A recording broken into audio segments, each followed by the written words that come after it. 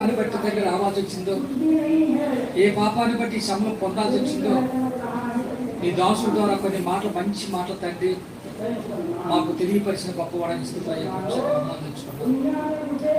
ఇప్పుడు కూడా నాయన నీ కుమారుడు నిలబడి కొన్ని మాటలు చెప్పేటప్పుడు ఇదిగో నాయన మేమందరం కూడా మనసు పెట్టేట్టుగా మాకందరం జ్ఞానాన్ని చేసి తండ్రి సహాయం చేయమని. ఇదిగో నాయన మీరే ప్రారంభం నుంచి కూడా ప్రతి విషయంలో నీ సహాయం ఉంది కాబట్టి ఈ 3 గంటల తండ్రి నీ సన్నిధిలో ఉన్న ప్రతి బిడ్డ కూడా నీ మాటలు వినటానికి తండ్రి మంచి జ్ఞానాన్ని, జ్ఞాపశక్తిని గ్రహించే మనసులో వేసాను.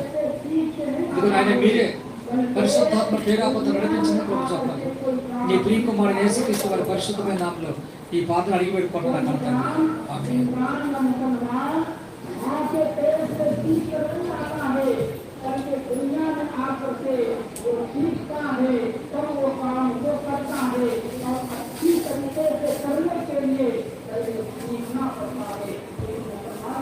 మంచిదండి. ఈ సమయంలో కూడా మరికొన్ని విషయాలు మనం నేర్చుకునే ప్రయత్నం చేద్దాం. ఇంతవరకు మనము ప్రభువైన యేసుక్రీస్తు వారి యొక్క శిలువ మరణానికి కారణాలు ఏంటో చూసాం. పాపం అంటే ఏంటో చూసాం. ఆ పాపం ఎంత పెద్దదో కూడా చూసాం. అంత పెద్ద పాపానికి పరిష్కారం ఏ దేవుడైతే తన నోటితోటి సృష్టి కార్యక్రమాలను చేశాడో ఆ సృష్టి ఎంత పెద్దదో చూసాం. ఇప్పుడు అదే నోటితోటి దేవుడు ఏం చెప్పాడు? ఈ పండు తింటే చస్తారని చెప్పాడు. ఇప్పుడు ఆ చావు అనేది కూడా అంతే పెద్దది. అంత పెద్దదైన ఆ మరణం నుంచి తప్పించాలంటే ఏ నోటితో దేవుడు చెప్పాడు అదే దేవుడు వచ్చి మరలా దానికి పరిష్కారం కూడా చూపించాడు. అయితే ప్రజెంట్ సమాజంలో నాటి నుంచి నేటి వరకు కూడా మనం వింటున్న మాట ఏంటంటే ఆయన ఎప్పుడో 2000 సంవత్సరాల క్రితం శిలువలో మరణిస్తే ఆయన కార్చిన రక్తం నా పాపాన్ని ఎలా పరిష్కరిస్తుంది? విన్నారు ఎప్పుడైనా ఈ ప్రశ్న? కానీ ఇప్పుడు ఇదే ప్రశ్న నేను మిమ్మల్ని అడుగుతున్నాను. మీ దగ్గర ఎలాంటి సమాధానం ఉందో ఒకసారి ఆలోచన చేయండి. యేసుప్రభు చనిపోయి ఇప్పుడు 2000 సంవత్సరాలు దాటిపోయింది కదా. మరి ఆయన 2000 సంవత్సరాల క్రితం చనిపోతే మనం ఇప్పుడు పుట్టాం కదా. అప్పుడు మన తాత తండ్రులు కూడా పుట్టలేదు. మరి అప్పుడెప్పుడో ఆయన మన స్థానంలో మరణించాడంటో అది నమ్మటానికి ఏమైనా వీలుగా ఉందా? మరి దీన్ని మనం ఎలా అర్థం చేసుకోవాలి? అంటే మన విశ్వాసానికి ఎలాంటి ఆధారాలు లేవా? మనం ప్రారంభంలోనే విన్నాం, ఎవరి చేతులు అయితే బైబిల్ ఉంటుందో వాళ్ళు మహా జ్ఞానం కలిగిన వాళ్ళని. మరి ఇలాంటి చిన్న ప్రశ్నకి మనం సమాధానం చెప్పలేమా? హేతువుడికి ప్రతిదానికి కూడా మనం సాత్వికంతో సమాధానం చెప్పడానికి ఎల్లప్పుడూ సిద్ధంగా ఉండాలి. అలా సిద్ధంగా ఉండాలంటే మనకి ఈ శిలువ పట్ల కొంత కాకపోతే కొంత అవగాహన లేదనుకోండి, శిలువ విలువ మనకు తెలియదు. శిలువ విలువ అనేది ఎంత పెద్దదో మనకు తెలియాలంటే మీరు ఎవరేం ఫీల్ అవ్వద్దు, కానీ ఇక్కడున్న మనలో ఎంతమందికి శిలువ విలువ అర్థమైంది? ఏదైనా నా కోసం చనిపోయాడని క్రైస్తవ కుటుంబంలో చిన్ననాటి ఆటలు విని విని ఈ సీజన్ వచ్చేటప్పటికి క్రిస్మస్ సీజన్ అనేమో చక్కగా హ్యాపీగా ఉండాలి. గుడ్ ఫ్రైడే సీజన్ వచ్చేటప్పటికి దుఃఖముఖం వేసుకొని విచారంతో నేను 40 దినాలు ఉపవాసం ఉండని సమాజానికి చూపించే విధంగా అలవాటు పడిపోయాం. మన భక్తి అనేది సీజనల్ భక్తిగా ఉండకూడదు. మన భక్తి అనేది సీజనల్ గా ఉండకూడదు. ఎలాంటి పరిస్థితులైనా మన భక్తి ఒకే విధంగా ఉండాలి. కష్టమైన, నష్టమైన, ఇరుకులు, ఇబ్బందులు, సంతోషంలో ఎప్పుడు చూసినా ఒకే విధంగా ఉండాలి. ఏంట్రా ఇది ఎప్పుడు ఒకే విధంగా ఉన్నాడు? ఏంటి కారణం అంటే వాడు నమ్మిన దేవుడు అలాంటి వాడని మన యొక్క ప్రవర్తన బట్టి సమాజానికి తెలియాలి. మామూలుగా మనం ఎప్పుడు సంతోషంగా ఉంటాం? మనకి ఏదైనా కలిసి వచ్చినప్పుడు మనం దేవుని కృప అనుకుంటాం. మరి కష్టాల్లోకి ఒక్కోసారి దేవుడు మనల్ని నెట్టేసి, ఇబ్బందుల్లోకి నెట్టేసి, అనారోగ్య సమస్యలోకి నెట్టేసి అపవాదికి అవకాశం ఇచ్చి, అపవాదికి అవకాశం ఇస్తాడా ఇవ్వడా? మన గురించి గట్టిగా మాట్లాడితే దేవుడు మన గురించి అపవాదికి ఇవ్వడు. ఎందుకంటే మనకు అంత సీన్ లేదు. ఎందుకు లేదంటున్నానంటే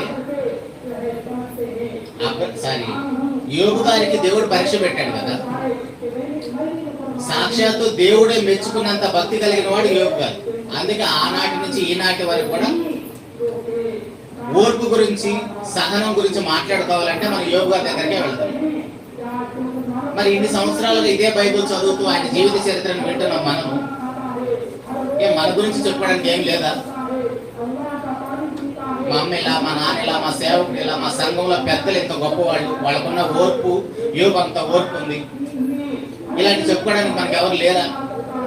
ఎవరు లేరు. అందుకనే అపవాది చేత మనం శోధించబడేంత గొప్పవాళ్ళం కాదు. అపవాది చేత శోధించబడాలంటే మనకంటూ ఒక స్టేటస్ ఉండాలి. ఊరికే ప్రభువైన యేసుక్రీస్తు వారి యొద్దకు అపవాది వచ్చేసి వాళ్ళని శోధిస్తాను అవకాశం ఏమంటే దేవుడిని వేడుకుంటాడు ప్రభువైన యేసుక్రీస్తు వారు. వారు ఇంకా ట్రైనింగ్ లో ఉన్నారు, వాళ్ళు అప్పుడే అపవాదికి అప్పచెప్పొద్దారు. ఎందుకంటే వాళ్ళు యేసు ప్రభువుని కొట్టుకోవడానికి వచ్చినప్పుడు పారిపోయిన శిష్యులు, యేసు ప్రభువుని కొట్టుకోవడానికి వస్తేనే పారిపోయిన శిష్యులు. అట్లాంటిది అపవాది శోధనకి దేవుడు అప్పచెప్పితే ఎంతగా చిత్రహింసలు పెడతాడు. యోబుగా చిత్రహింసలు మనకు తెలుసు.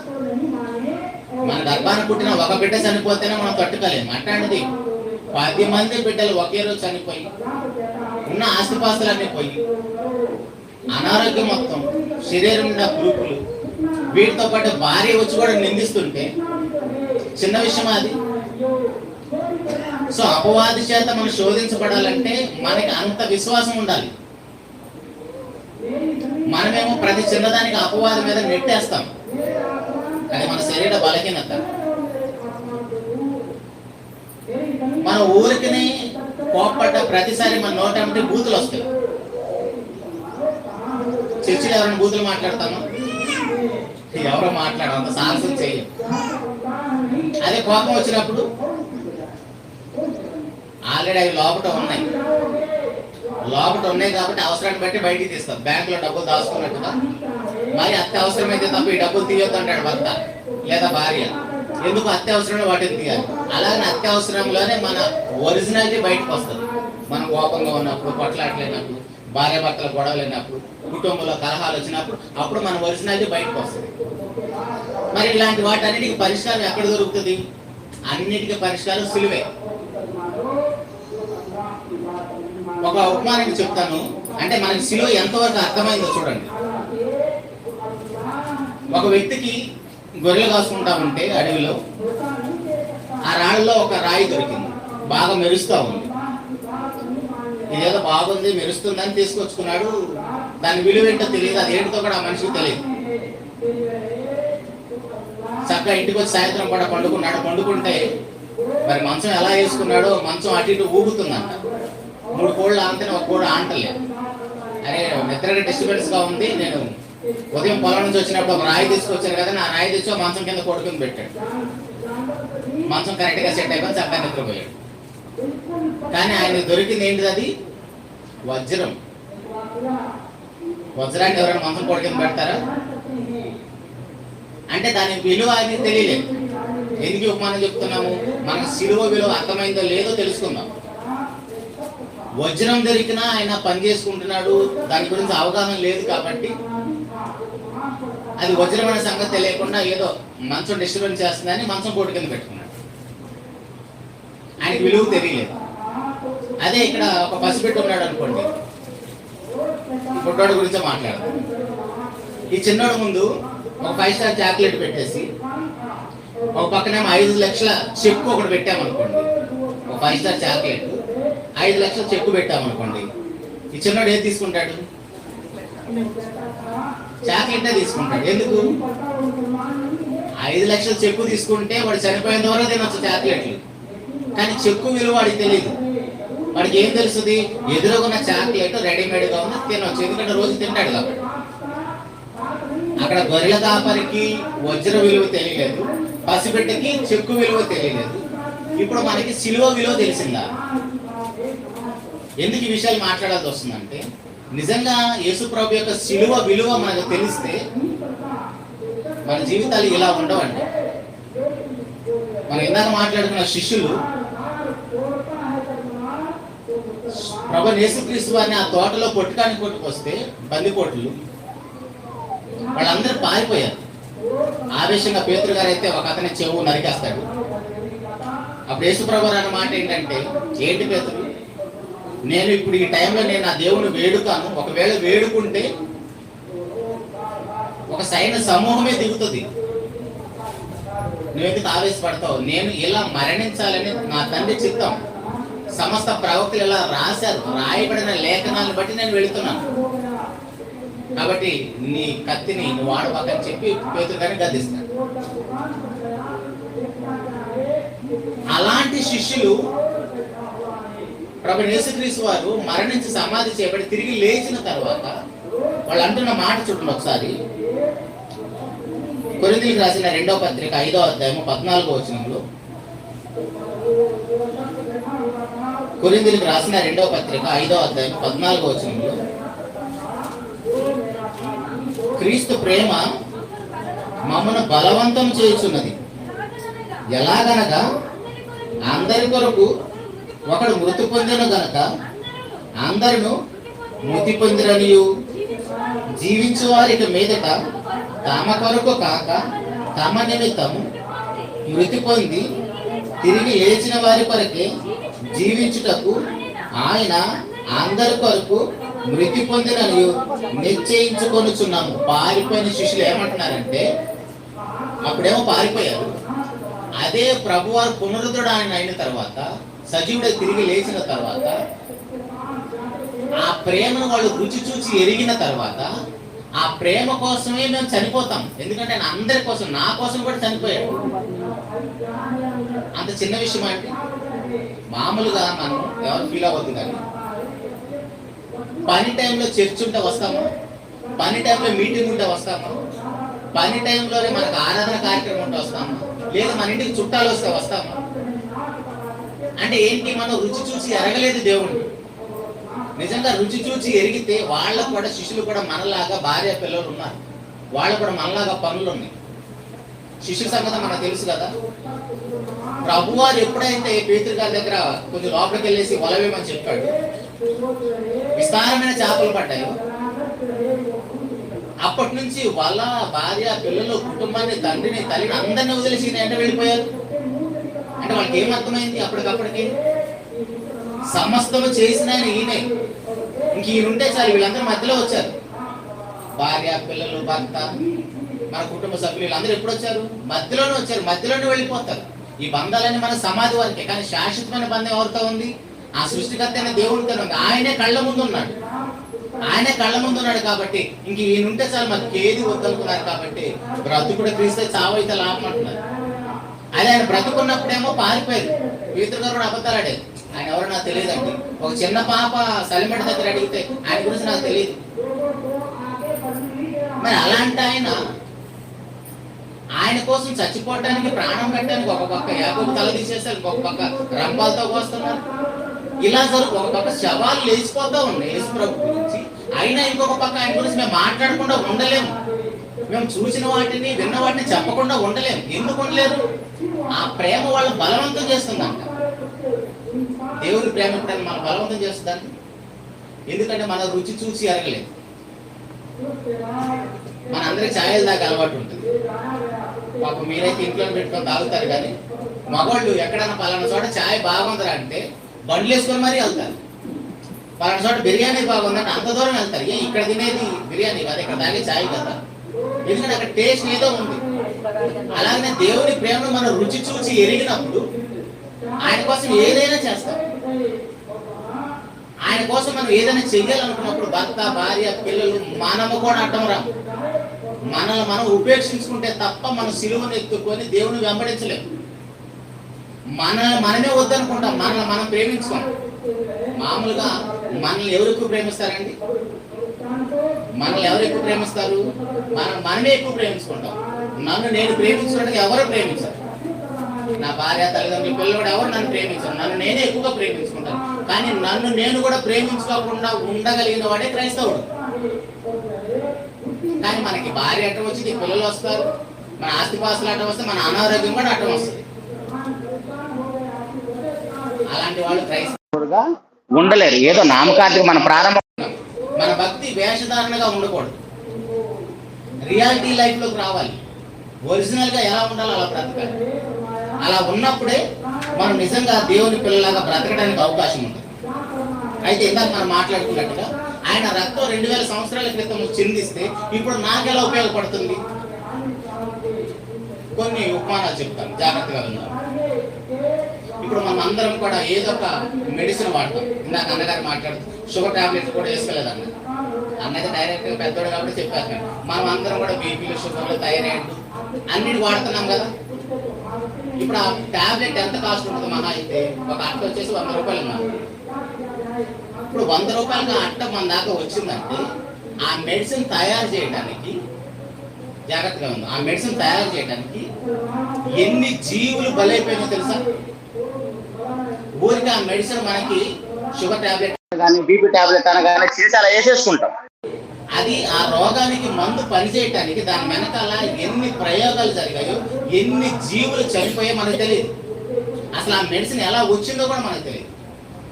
కొంచెం జాగ్రత్తగా చదువుకున్న వాళ్ళు ఆలోచన చేసే ప్రయత్నం చేద్దాము. ఎవరైనా ఒక మెడిసిన్ తయారు చేయాలంటే ఆ మెడిసిన్ కోసం వాళ్ళు 5000 వస్తువులను తీసుకుంటారు. 5000 వస్తువులు తీసుకొని ఒక మెడిసిన్ తయారు చేస్తే ఒక్కటి పనికి వస్తుంది. అర్థమవుతుందా? ఆ ఒక్కటి పని చేయడానికి చేపల మీద, కోతుల మీద, చింపాంజీల మీద వాటిని ప్రయోగాలు చేస్తారు. ఒక మెడిసిన్ తయారు చేసి కోతి మీద ప్రయోగం, ఒక మెడిసిన్ తయారు చేసి చింపాంజీ మీద ప్రయోగం. ఎందుకు వీటి మీద ప్రయోగాలు చేస్తారంటే మన బ్రెయిన్ వాటి బ్రెయిన్, మన మానసిక స్థితి వాటి మానసిక స్థితి ఒకే విధంగా ఉంటుంది. సో ఇప్పుడు మనం ఎలా ఆలోచన చేస్తామో, మనం ఎలా బాధపడతామో అవి కూడా అలా బాధపడతాయి. కాబట్టి ఆ మెడిసిన్ వాటి మీద ప్రయోగాలు చేస్తారు. ఇప్పుడు వాటి మీద ప్రయోగం చేసినప్పుడు ఒక్కోసారి ఆ మెడిసిన్ పని చేయదు. ఎందుకంటే ట్రైనింగ్ లో ఉంది కదా, తయారు చేస్తున్నారు కదా, అన్ని అంత ఈజీగా సక్సెస్ఫుల్ గా అవ్వదు. సో అలా మెడిసిన్ తయారు చేయడానికి కొన్ని 100 జీవరాశులు చనిపోతాయి. అన్ని చనిపోయి లాస్ట్ కి వాళ్ళు ఆ ఇంగ్రీడియంట్స్ అన్ని మార్చుకుంటూ లాస్ట్ కి ఏదో ఒక దాని దగ్గర సక్సెస్ అవుతుంది. ఇప్పుడు ఆ సక్సెస్ అయిందే మనం సింపుల్ గా టాబ్లెట్ చించి వేసుకుంటాం. ఇప్పుడు ఈ టాబ్లెట్ మన దాకా రావటానికి దీని వెనకాల ఎన్ని జీవరాశులు చనిపోయి మనకు తెలియదు. ఒక మాటలో చెప్పాలంటే అవన్నీ మన కోసం ప్రాణం పెట్టాయి. తెలుస్తుందా మనకేమన్నా? అసలు తెలియదు.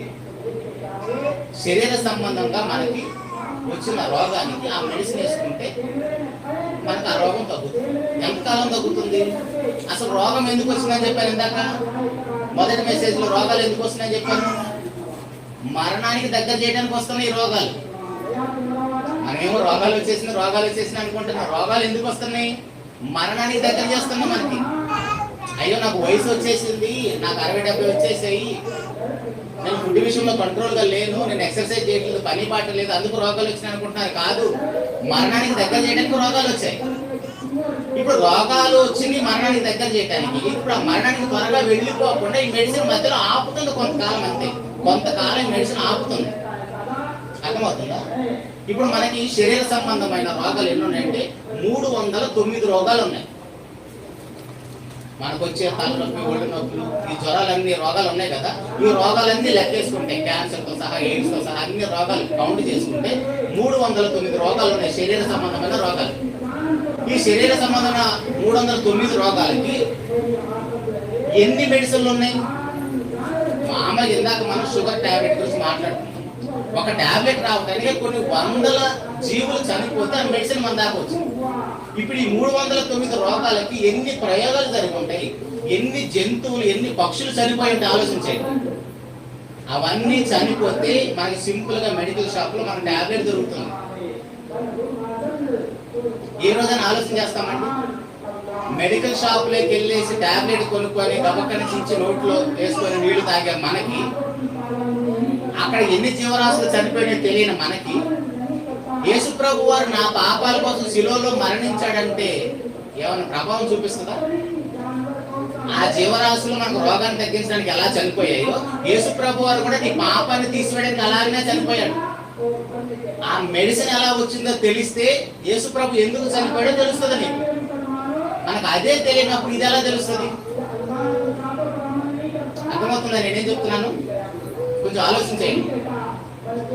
మెడిసినే ఎందుకు వేసుకుంటున్నామో తెలియట్లేదు. పాపం వల్ల మనకు రోగం వచ్చింది, రోగాన్ని ఆపడానికి మెడిసిన్ వచ్చింది. ఇప్పుడు ఆ మెడిసిన్ మనల్ని కొంతకాలం ఆపుతుంది, సమాధికి వెళ్ళకుండా. అలాంటప్పుడు అదే మనకు పెద్దగా తెలియనప్పుడు యేసు ప్రభు వారు నా కోసం చనిపోయాడంటే మనం పెద్దగా పట్టించుకోవట్లేదు, తెలియట్లేదు, అర్థం కావట్లేదు. ఎందుకు అర్థం కావట్లేదు అంటే శరీర సంబంధమైన రోగాలు 309 ఉన్నాయి కదా, వాటికే ఇంత మెడిసిన్ వచ్చింది. మరి ఆత్మ సంబంధమైన రోగం గురించి ఎప్పుడైనా ఆలోచన చేశామా? అసలు ఆత్మ సంబంధమైన రోగాలు ఉన్నాయా మనకి?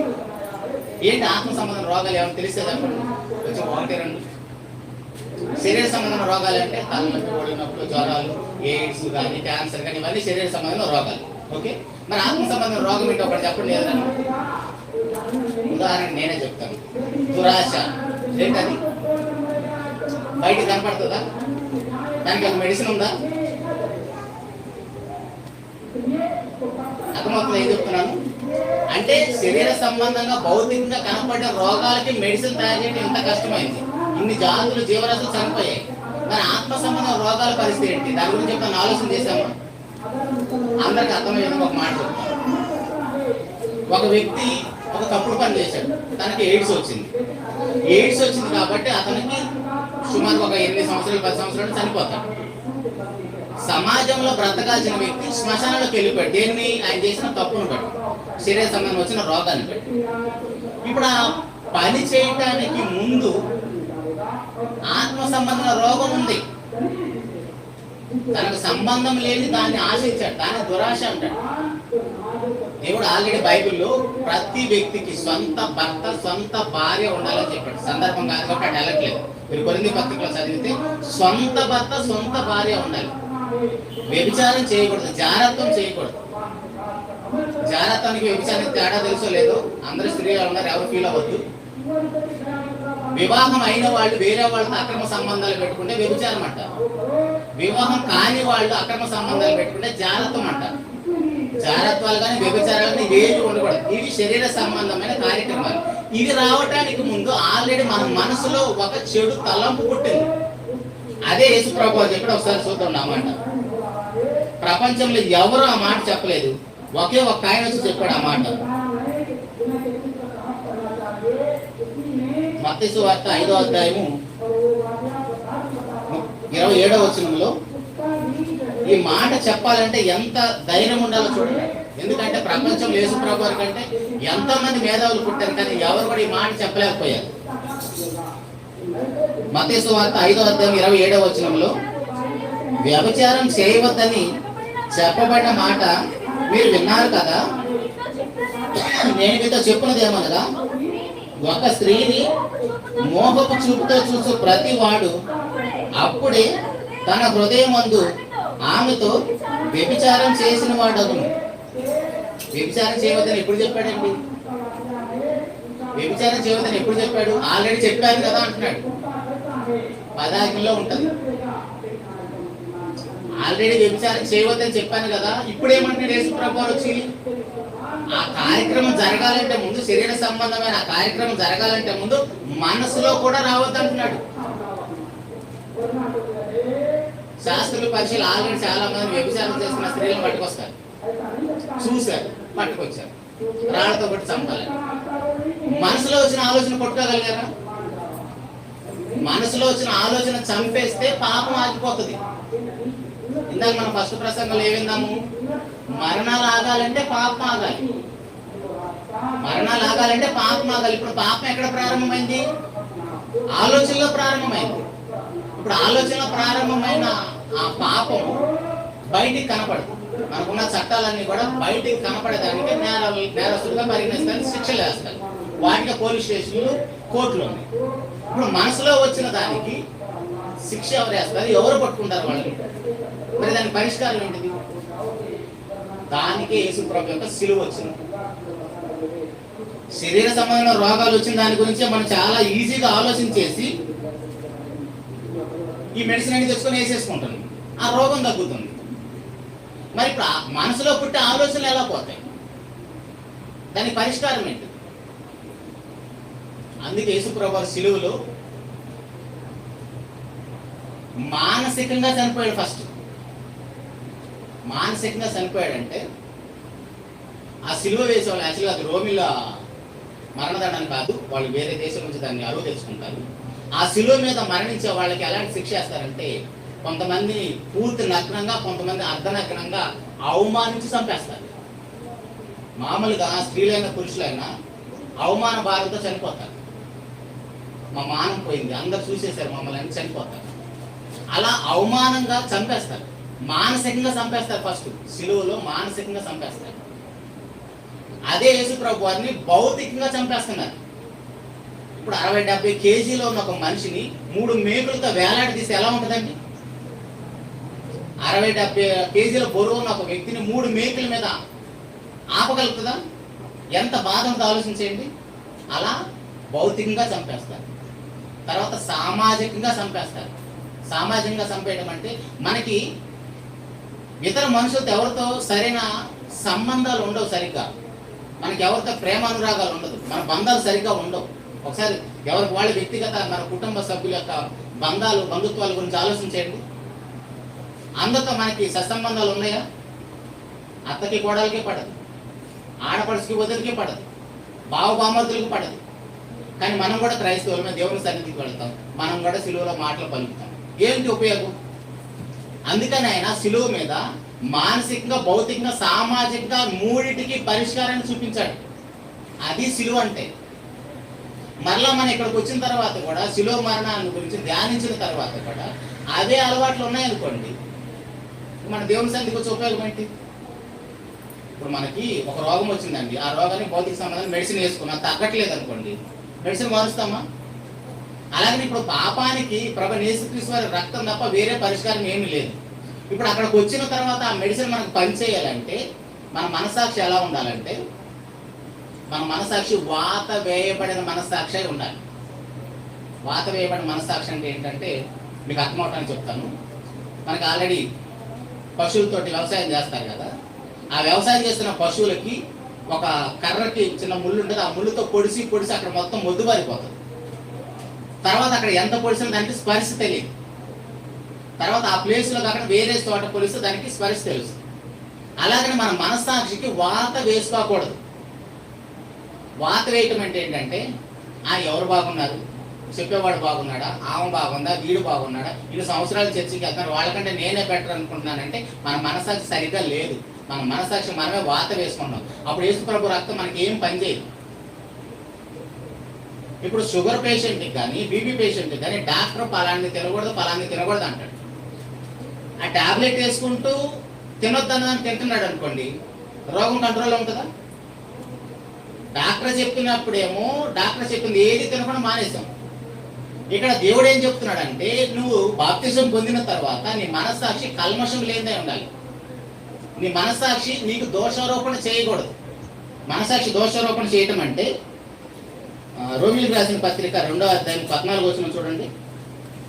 మన మనస్సాక్షి అనేది మన హృదయంలో దేవుడు పెట్టిన పోలీస్ స్టేషన్ అండి. అది మన మనస్సాక్షి అనేది దేవుడు మన హృదయంలో పెట్టిన పోలీస్ స్టేషన్. అది పోలీసు ఎదురుగా ఉన్నాడు అనుకోండి, ఎవడైనా దొంగతనాలు చేస్తాడా? అలాంటిది మన హృదయంలోనే దేవుడు పెట్టాడు పోలీస్ స్టేషన్ అనేది. 14వ వచనం, ధర్మశాస్త్రము లేని అన్ని జనులు స్వాభావికముగా ధర్మశాస్త్ర సంబంధమైన క్రియలు చేసిన ఎడల వారు ధర్మశాస్త్రం లేని వారైనను తమకు తామే ధర్మశాస్త్రమైనట్టున్నారు. అట్టి వారి మనస్సాక్షి కూడా సాక్ష్యమిచ్చుచుండగాను వారి తలంపులు ఒకదాని మీద ఒకటి తప్పు మోపుచు లేక తప్పు లేదని చెప్పుచుండగాను ధర్మశాస్త్ర సారము తమ హృదయములందు వ్రాయబడినట్టు చూపుచున్నారు. అర్థమైందండి ఏమన్నా? అక్కడ ఏం చెప్తున్నాడంటే, అక్కడ పౌలు గారు ఆల్రెడీ ధర్మశాస్త్రం అంటే దేవుని యొక్క ఆజ్ఞ. ఇప్పుడు ఆజ్ఞ అతిక్రమిస్తే కదా పాపం. మనం ప్రారంభంలో చూసాం, ఆజ్ఞ అతిక్రమమే పాపం. ఇప్పుడు ఆజ్ఞ అంటే ఏంటి? దేవుని యొక్క ధర్మశాస్త్రం, దేవుని యొక్క మాట. ఇప్పుడు ఆ దేవుని యొక్క ధర్మశాస్త్రం ఎవరికి ఇచ్చాడు? ఇశ్రాయేలుకి ఇచ్చారు. ఇప్పుడు వాళ్ళు ఆజ్ఞ అతిక్రమించారు కాబట్టి వాళ్ళు పాపులు. మరి అన్నిజనులకు మనకేం ధర్మశాస్త్రం లేదు కదా, మనం ఎలా పాపులం? మనం ఎలా పాపులం అంటే, వాళ్ళేమో ధర్మశాస్త్రాన్ని బట్టి పాపులైతే మన హృదయంలోనే దేవుడు ధర్మశాస్త్రంలో ఏ ఆజ్ఞలు పెట్టాడో అవి మన హృదయంలో పెట్టి మనల్ని తల్లి గర్భం నుంచి భూలోకానికి పంపించాడు. మన ధర్మశాస్త్రం ఏం అవసరం లేదు. ఇప్పుడు ధర్మశాస్త్రం ఉంటేనే మనం అబద్ధం ఆడకూడదు, వ్యభిచారం చేయకూడదు, దొంగతనం చేయకూడదు, మోసం చేయకూడదు, ఎవరిని చంపకూడదు. ధర్మశాస్త్రం ఉంటేనే తెలుస్తుందా మనకి? అయినా సరే తెలుస్తుంది కదా. ఎలాగూ దేవుడు మన హృదయంలో పెట్టాడు, దాన్ని మనస్సాక్షి అంటారు. ఇప్పుడు ఆ మనస్సాక్షి వాత వేయబడకుండా ఉందనుకోండి, అట్టి వాళ్ళకి యేసు ప్రభు యొక్క శిలువ మరణం ఉపయోగపడుతుంది.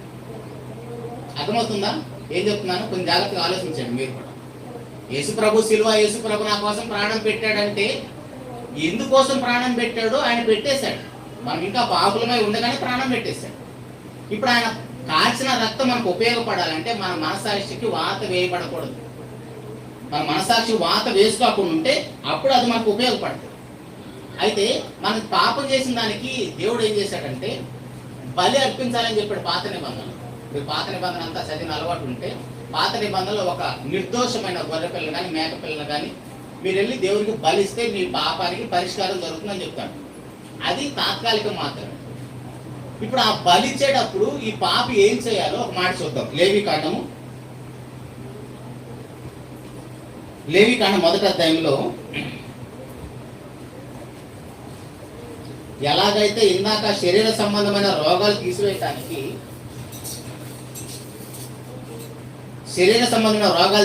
ఎన్ని జీవరాశులు చనిపోయాయో, ఇప్పుడు ఆత్మ సంబంధమైన రోగాన్ని తీసివేయటానికి మన ప్లేస్ లో ఒక జంతువు బలైపోతుంది. 4వ వచనం చూడండి. లేవికాండం 1వ అధ్యాయము 4వ వచనములో అతడు దహన బలిగా అర్పించు పశువు తల మీద తన చెయ్యి ఉంచవలెను, అతని నిమిత్తము ప్రాయశ్చిత్తము కలుగునట్లు అది అతని పక్షముగా అంగీకరింపబడును. ఏమంటున్నాడంటే జాగ్రత్తగా చూడండి, నేను పాపం చేశాను, నేను దేవుడి సన్నిధికి వెళ్ళి క్షమాపణ కోరాలంటే ఒక పశువుని తీసుకొని వెళ్ళిపోయి దాని తల మీద చేయి పెట్టేసి నా స్థానంలో దీన్ని అంగీకరించమని దాని తల మీద మనం చేయి పెడితే దాన్ని దేవుడు అంగీకరిస్తాడు. దాన్ని కూడా ఆ పశువు కూడా ఎలాంటిదై ఉండాలంటే నిర్దోషమైనది ఉండాలి, కళంకం లేనిదే ఉండాలి, ఏ రోగం లేనిదే ఉండాలి, అంగవైకల్యం లేనిదే ఉండాలి, పరిశుద్ధంగా ఉండాలి. అలాంటి పశువు నీ స్థానంలో గిలగిలగా కొట్టుకొని చనిపోతుంది. దాన్ని కూడా ఎలా చంపమంటాడంటే మీరు కింద చదువుకుంటూ వస్తే దాని భాగాలన్నీ విడివిడిగా తీసి తల, పేగులు, కాళ్ళు ఇవన్నీ విడివిడిగా తీసేసి వాటన్నిటిని కూడా కాల్చి హోమం చేయమంటాడు. మీరు కింద చదివిన తర్వాత ఆల్రెడీ దహన బలి చేత డైరెక్ట్ గా పైన కట్ల మీద పెట్టేసి దహన బలి చేయవచ్చు కదా. మొత్తం దహన బలి ఇస్తున్నారు కదా, మళ్ళీ దాన్ని పోస్ట్ మార్టం చేసేసి తల సపరేట్, పేగులు సపరేట్, కాళ్ళు సపరేట్, ఇలా అన్ని ఎందుకు చేయాలి? డైరెక్ట్గా ఇచ్చేయచ్చు కదా. అది మన ఆత్మ సంబంధ రోగానికి సూచన. ఇప్పుడు మనకి శరీర అవయవాలంటే ఏం కనపడుతున్నాయండి బయటికి? మన అవయవాలంటే ఏం కనపడుతున్నాయి బయటికి? చూడండి, ఏంటి అవయవాలు? కళ్ళు, ముక్కు, ఇవే కదా బయటికి కనపడే అవయవాలు, ఇవే కదా. కానీ వేటిని చంపమంటున్నాడు చూడండి. అవయవాలంటే ఏం చెప్తున్నాడు? కొలసీలకు రాసిన పత్రిక 3వ అధ్యాయం 5వ వచనం చూడండి. కొలసీలకు రాసిన పత్రిక 3వ అధ్యాయం 5వ వచనంలో, కావున భూమి మీద ఉన్న మీ అవయవములను అనగా జారత్వము, అపవిత్రతను, కామాతురతను, దురాశను, విగ్రహారాధన అయిన ధనాపేక్షను చంపివేది. ఏంటి ఈ అవయవాలుగా కనిపిస్తున్నాయా? అవయవాలు చూడండి ఒకసారి. అవయవాలు అంటే మనకి తల కనపడుతుంది, కాళ్ళు కనపడుతుంది, చేతులు కనపడుతున్నాయి, ఇవి కదా అవయవాలు అంటే. మరి ఇక్కడ ఏం చెప్తున్నాడు అవయవాలని? జారత్వము అవయవమా? ఇందాక చెప్పాను జారత్వం అంటే ఏంటి. దాన్ని అవయవంతో పోల్చాడు, దాన్ని చంపే అంటున్నాడు. తర్వాత అపవిత్రత, అది ఒక అవయవమా? ఎక్కడ కనపడుతుంది మనకి? ఇవన్నీ ఏంటి అవయవాలు? ఆత్మ సంబంధమైన అవయవాలు ఇవన్నీ. అవి ఏం కనపట్టలేదు మనకి. ఆల్రెడీ మీరు సువార్తలో చదివితే నీ చేయిని అభ్యంతర పడితే చేయి నరికి అగ్నిగుండం వేసేసి ఒక చేత పరలోకానికి వెళ్ళంటాడు. నీ కన్నుని అభ్యంతర పడితే కన్ను తీసి పడేసి ఒక్క కన్నుతో పరలోకానికి వెళ్ళి అంటున్నాడు. మరి వీటిని ఎలా చంపుతాం? ఇప్పుడు 2 చేతులు ఉన్నాయి కాబట్టి ఒక చేయి అభ్యంతర పడితే తీసేయమంటున్నాడు, కన్ను అభ్యంతర పడితే కన్ను తీసేయమంటున్నాడు. మరి వీటిని ఎలా చంపుతావు? అపవిత్రతను ఎలా చంపుతాం? తర్వాత కామాతురతను ఎలా చంపుతాం? దురాశను ఎలా చంపుతాం? ఇవన్నీ నువ్వు బాప్తిసం పొందినప్పుడు అన్నీ చనిపోతాయి. అర్థమవుతున్న బాప్తిసం అంటే ఏంటో? ఒక్కసారి నువ్వు నేను పాపిని, ఇందాక సుంకరు ఒప్పుకున్నట్టుగా లోకాసువార్త 18 సుంకరు ఒప్పుకున్నట్టుగా, నాయనా నేను పాపిని, నా పాపానికి పరిష్కారం నీ పరిశుద్ధమైన రక్తం అని నువ్వు నమ్మి ఎప్పుడైతే నీళ్ళలోకి దిగుతావో అప్పుడు అన్ని సిలువ వేయబడతాయి. యేసుప్రభు ఆ సిలువకు కొట్టింది అదే. భౌతిక సంబంధమైన శాపాన్ని తీసివేశాడు, ఆత్మ సంబంధమైన శాపాన్ని తీసేశాడు, సామాజిక సంబంధమైన శాపాన్ని తీసేశాడు. 3 శాపాలు తీసివేశాడు, ఆ సిలువకు కొట్టాడు. ఇప్పుడు మనం చేయాల్సిందల్లా అలా శిక్ష అనుభవించాల్సిన అవసరం లేదు. ఇప్పుడు మనం ఒకసారి ఎండలోకి వెళ్ళి చూడండి, చెప్పులు లేకుండా కాళ్ళు మండిపోతుంది, వీపు అంతా కాలిపోతుంది. అదే ఒక చేతికి ఒంటి నిండా గాయంతో వెళ్ళి చూడండి ఎండలోకి, ఆల్రెడీ ఒళ్ళు కాలుతుంది, ఇప్పుడు గాయం అయిపోతే రక్తం గడ్డిపోతుంది, వాపు వస్తుంది, నొప్పి వస్తుంది, అది ఓర్చుకోలేము. కానీ యేసుప్రభు శరీరము మన పొలాన్ని దున్నినట్టుగా దున్నేశారండి. యేసుప్రభు రక్తము మన పొలాన్ని దున్నినట్టుగా దున్నేశారు. ఆ రోమిలు వాడిన కొరడా ఉంటే దానికి ఒక 5 ఉంటాయంట, పేలికలుగా. చేతులు ఇలా పిడి ఉంటే దానికి 5 పేలికలు ఉంటే ఆ పేలికలకి చివరన ఇనపవి, ఇప్పుడు మనకు గాలాలు లాంటివి, అవి 5 ఉంటాయంట. అట్లా కొట్టి లాగుతా ఉంటే చర్మం అంతా చీల్చివేయబడింది, దున్నబడింది. మామూలుగా హెబ్రీలు అయితే 39 దెబ్బలు కొట్టి వదిలేస్తారు, 40 దెబ్బ కొట్టరు హెబ్రీలు అయితే. కానీ రోమిలు ఎన్ని దెబ్బలు కొట్టారో తెలియదు. ఆయన చర్మాన్ని కొట్టినప్పుడు ఆ చర్మం మీద ఉన్న చర్మం అంతా ముక్కలుగా రోడ్ల మీద పడిందంట. అర్థమవుతుంది ఏం చెప్తున్నాను? ఆ శిక్ష అంతా నీ కోసమే చనిపోయాడు, ఆ బాధ అంతా నీ కోసమే అనుభవించాడు, నా కోసం అనిపించడం. ఎవరైతే హృదయపూర్వకంగా నమ్ముతారో అది నమ్మటం అంటే, నమ్మి బాప్తిసం పొందటం అంటే. మార్క్స్ వార్త 16:16 నమ్మి బాప్తిసం పొందిన రక్షించబడి. ఏమి నమ్మాలి? ఇదిగో ఈయన నా స్థానంలో మరణించడని నమ్మాలి, ఈయన నా స్థానంలో శిక్ష అనుభవించడని నమ్మాలి. అలా నమ్మి ఎవరైతే బాప్తిసం పొందుతారో వాళ్ళు రక్షించబడతారు. ఊరికే నువ్వు నా కోసం శిలువలో మరణించావు అని నువ్వు ఉపవాసం ఉండి రేయింబౌలు ప్రార్థన చేసినా నీ మనవే వినడం. ఎందుకంటే నీ మనసాక్షి వాత వేసుకున్నావు కదా, నీ మనసాక్షి పని చేయట్లేదు. వాడు బాగలేదు, వీడు బాగలేదు అనే స్థితిలో ఉండద్దు. ఎవడు ఎలాగున్నా నేను పవిత్రంగా ఉంటాను, నా కోసం నా ప్రభు నా స్థానంలో మరణించాడని ఎవరైతే హృదయపూర్వకంగా విశ్వసిస్తారో, సేవకులను చూడద్దు, విశ్వాసం చూడద్దు, సంఘ పెద్దలను చూడద్దు, దీంట్లో భర్త భార్య పిల్లలను కూడా చూడద్దు. నువ్వు వ్యక్తిగతంగా నువ్వు దేవునికి సమర్పించుకోవాలి. ఎందుకంటే ఎవరికి వాళ్ళు వ్యక్తిగతంగా ఆయన మరణించాడు. అదే హెబ్రీ పత్రిక 2:9 మనం చూసింది. ఆయన మనుషులందరి కోసం మరణించాడు.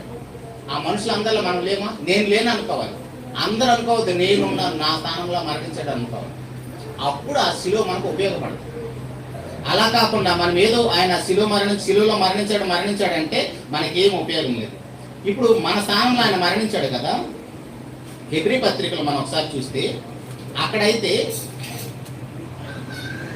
వాళ్ళు ప్రతిసారి పాపం చేయటం ఒక జంతువుని తీసుకెళ్ళేసి బలిస్తూ ఇది నా కోసం అంగీకరించమని దాని తల మీద చేయబెడతారు, పాత నిబంధన అంతా.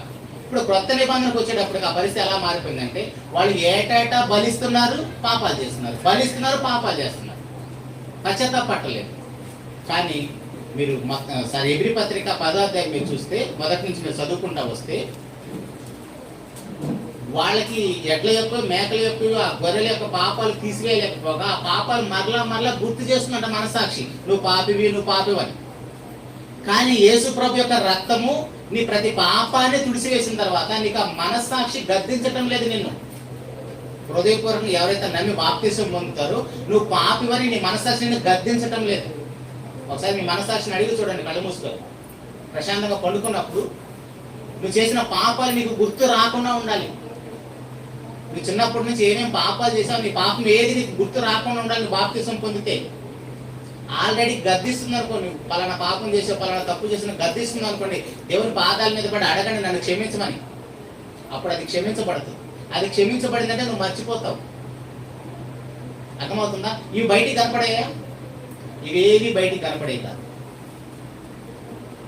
కాబట్టి ఆ గొర్రెలు మేకలు ఏటేటా బలిస్తున్నారు కానీ పాప పరిష్కారం జరగలేదు. కానీ ఈయన మనుషులందరి కోసం ఒకేసారి మరణించాడు. ఒక మాట చెప్పేసి ముగిస్తాను. అదే కొరింథీయులకు రాసిన 2వ పత్రిక 5వ అధ్యాయము చివరి వచనాల్లో ఆయన పరిశుద్ధుడు, నీతిమంతుడు, మనము పాపులము అయితే మన పాపాన్ని ఆయన మీద వేసుకొని ఆయన నీతిని మనకు అనుగ్రహించాడు. అది ఎంత గొప్ప భాగ్యమో చూడండి అండి. కొరింథీయులకు రాసిన 2వ పత్రిక 5వ అధ్యాయము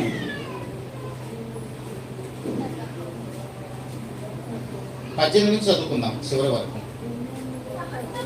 సమస్తమును దేవుని వలన అయినవి, ఆయన మనలను క్రీస్తు ద్వారా తనతో సమాధానపరుచుకొని ఆ సమాధానపరచు పరిచర్యను మాకు అనుగ్రహించెను.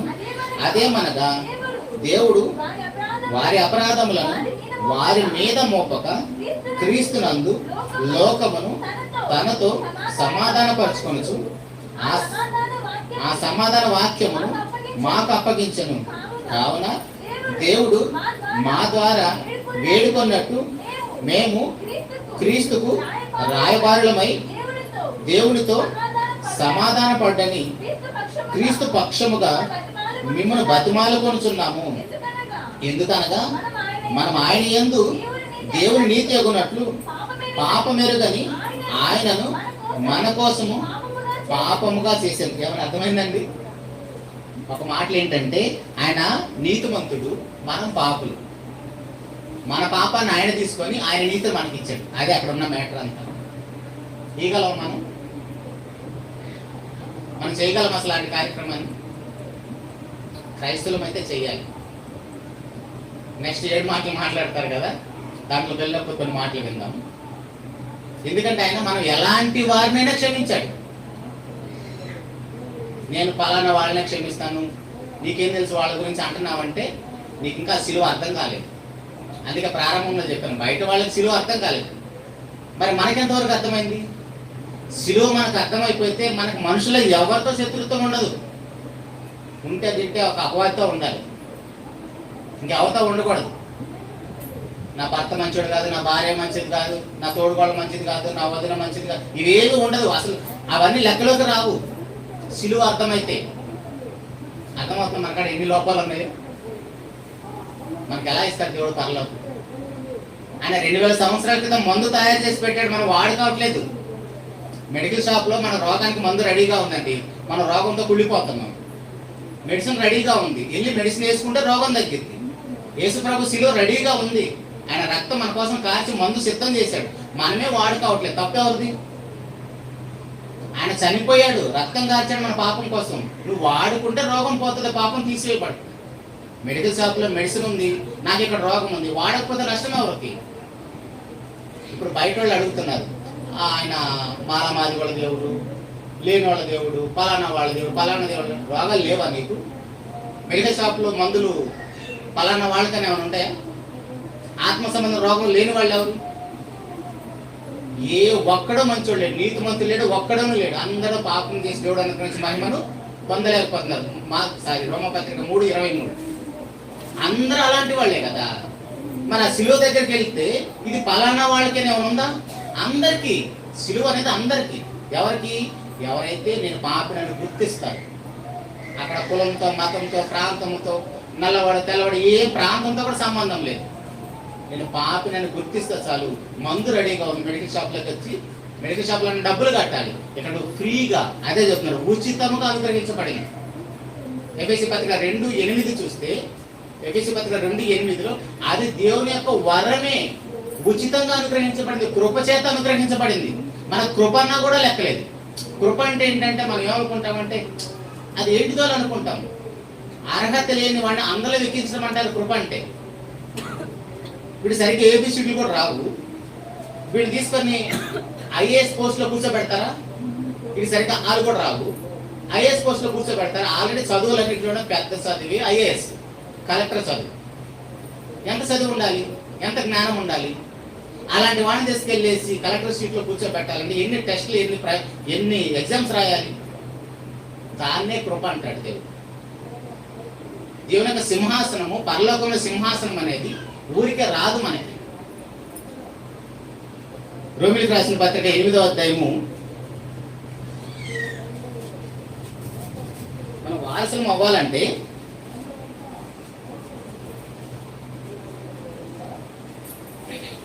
రోమీయులకు రాసిన పత్రిక 8వ అధ్యాయము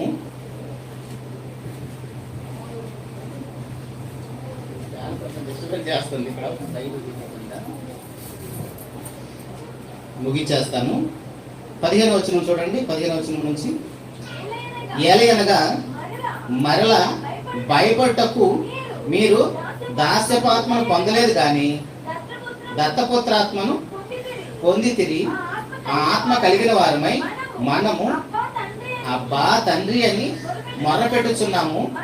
మనము దేవుని పిల్లలమని ఆత్మ తానే మన ఆత్మతో కూడా సాక్ష్యం ఇచ్చుచున్నాడు.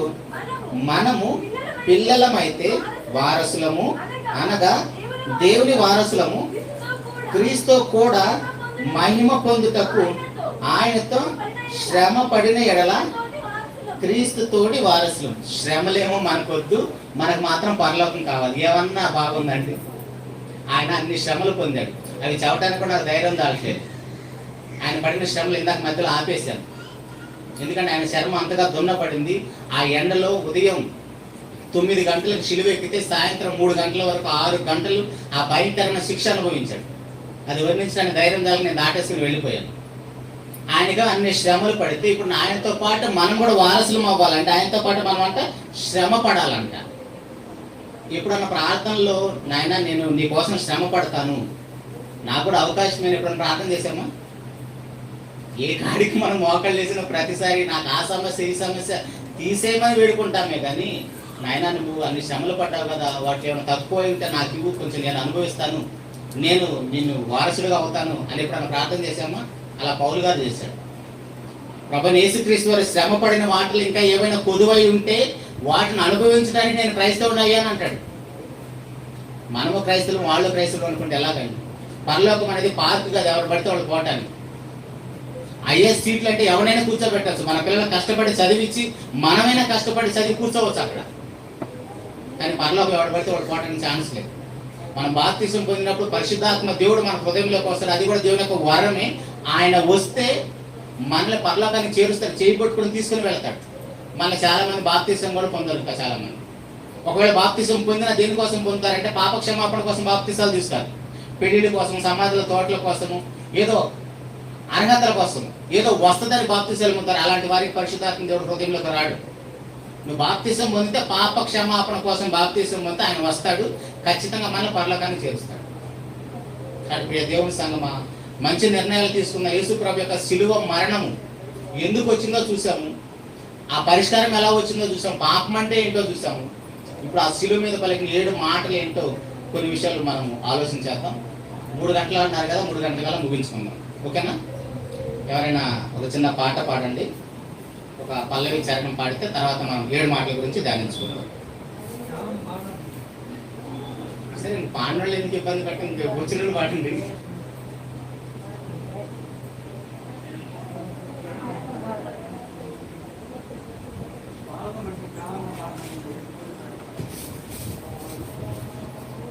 ప్రభునామానికి మహిమ. ఎంతవరకు మనం శివుని గురించి ఏ మాట కూడా ఇలా పాపాల గురించి ఎలా బ్రతకాల, దేవుళ్ళు ఎలా జీవించాలా, ఎలా వాక్యం ప్రకారం బతికితే పరిశుద్ధాత్మ మనలో ఉంటాడు, లేకపోతే మనమే తీసేసుకున్నామా అనే చాలా మంచి మాటలు చెప్పుకొచ్చాడు. జ్ఞాపకం చేసుకుంటాం. రక్షింపబడ్డాక ఏమవుతుంది? బాప్టిసం పొందిన ఏం చెప్పాడు? పాదు పెట్టాడు కదా, పాదు పెట్టాడు పాపాల మీద. పరిశుద్ధాత్మ వరం వచ్చిందని చెప్పి పర్లేదు. పరిశుద్ధాత్మ వరం వచ్చినాక రక్షింపబడ్డ ప్రతి బిడ్డ కూడా ఆ వరాన్ని వాక్యం ప్రకారం కాపాడుకున్నారంటో ఇప్పుడు చెప్పాడు చూసి చెయ్యి పట్టుకొని చేసుకోతారు పనులు. చెయ్యి కొట్టుకొని మన దరిద్రైన ఎవరు లాజరు నడిచేసిపోయాడు, అక్కడ తీసుకొని పోతాడు. లేదా మళ్ళీ పాపంలో పడ్డామనుకో చెప్పాడు కదా, మరణం కూడా దగ్గర అవుతా ఉంటాం. అది మనకు తెలియదు. మనకు తెలియకుండానే పాపం గర్భం ధరించి మరణాన్ని కడతాను. గుర్తుపెట్టుకోండి. ఇప్పుడు కూడా మంచి మాట చెప్పుకొచ్చారు. పాట ఎవరు పాడేది? సభపడిపోతేట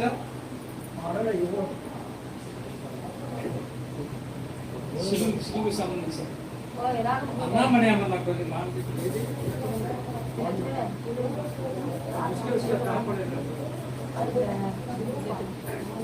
ఏమో కొన్ని మాటలు చెప్తా.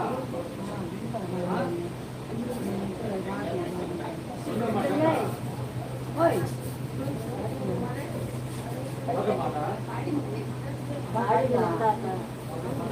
ఆడిన పాడుతులే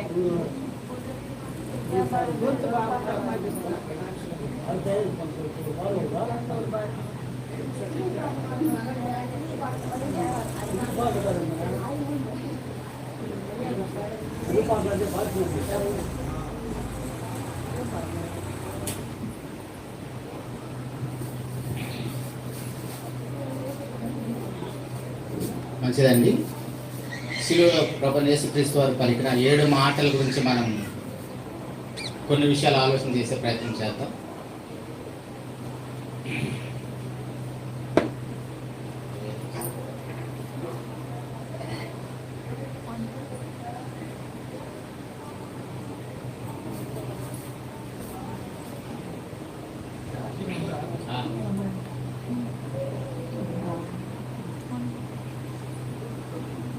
ఓకే, ప్రభువైన యేసుక్రీస్తు వారు పలికిన మొట్టమొదటి మాట ఏంటండి? తండ్రి, వీరేం చేస్తున్నారో వీరు ఎరుగరు కనుక అవన్నీ క్షమించమని. ఎలాంటి పరిస్థితుల్లో చెప్పాడండి ఆ మాట? ఇందాక మనం విన్నాం. అలా కొరడాలతో కొట్టి రోడ్లంపి ఈడ్చుకుంటా పోయి ఆల్రెడీ పక్కన ఆ రోమిల సైనికులు ప్రభువైన యేసుక్రీస్తు వారి యొక్క అంగీని పంచుకోవడానికి చీట్లు వేసుకుంటున్నారు. అంత చిన్న విషయం కాదు ఆ టైంలో అలాంటి మాట మాట్లాడుతున్నారు. అయినా సరే ఆయన అక్కడ తండ్రి, వీరేం చేస్తున్నారో వీరు ఎరుగురు కనుక వీరిని క్షమించమన్నాడు. ఆయన అయితే అందరినీ క్షమించాడు, మనలందరినీ, మానవులందరినీ క్షమించాడు. కాబట్టి ఆయన అమూల్యమైన రక్తంతో ప్రతి పాపని కొన్నాడు. ఓకే, ఇప్పుడు దాని ద్వారా మనమేమి నేర్చుకుందాం? పేతురు గారు యేసు ప్రభు దగ్గరికి వచ్చేసి, ప్రభు, నా సహోదరుడు నాయన తప్పిదం చేస్తే నేను ఎన్నిసార్లు క్షమించాలి అంటాడు. అప్పుడు ప్రభు చెప్పిన మాట ఏంటంటే, నువ్వు చనిపోయేంత వరకు క్షమిస్తానే ఉండాలని చెప్తాడు.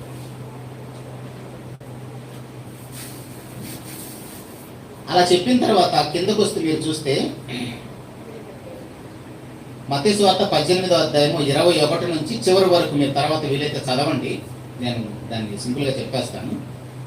మత్తయి సువార్త 18వ అధ్యాయం 21 నుంచి 35 వరకు. అక్కడ ఏమని ఉంటుందంటే, ఒక యజమానికి ఒక దాసుడు 10,000 తలాంతులు అప్పు ఉంటాడు. 10,000 తలాంతులు. 10,000 తలాంతులు అంటే మన డబ్బులతో పోలిస్తే 3,60,00,000. మనలో ఎవరైనా కోటీశ్వరులు ఉన్నారా? ఉంటే ఓకే. 3,60,00,000 అప్పు ఉంది. మన కాడ కోట్లు ఉంటే ఓకే. 3,60,00,000 అప్పు మనకుంది. మనకి ఇప్పుడున్న మనందరికీ 3,60,00,000 అప్పు ఉంది ఒక యజమాని దగ్గర. ఈ దాసుడు వెళ్ళేసి యజమాని పాదాల మీద పడి, నాయన నా ఎడల ఓర్చుకో, నేను కట్టలేను అంటే, యజమాని నిజంగా కనికరం కలిగిన వాడు. కనికరం అన్న మాట గుర్తుపెట్టుకోండి. ఆ కనికరం కలిగిన యజమాని సరే పోరాన్ని క్షమించేస్తాడు. ఎంత అప్పు? 3,60,00,000. అక్కడ 10,000 తలాంతులు అని ఉంటుంది. మీరు చూడండి, 10,000 తలాంతులు అంటే ఇప్పుడు మన కరెన్సీలో 3,60,00,000. మనం ఎవరైనా తీర్చగలిగిన వాడు ఉన్నారా అంత అప్పు?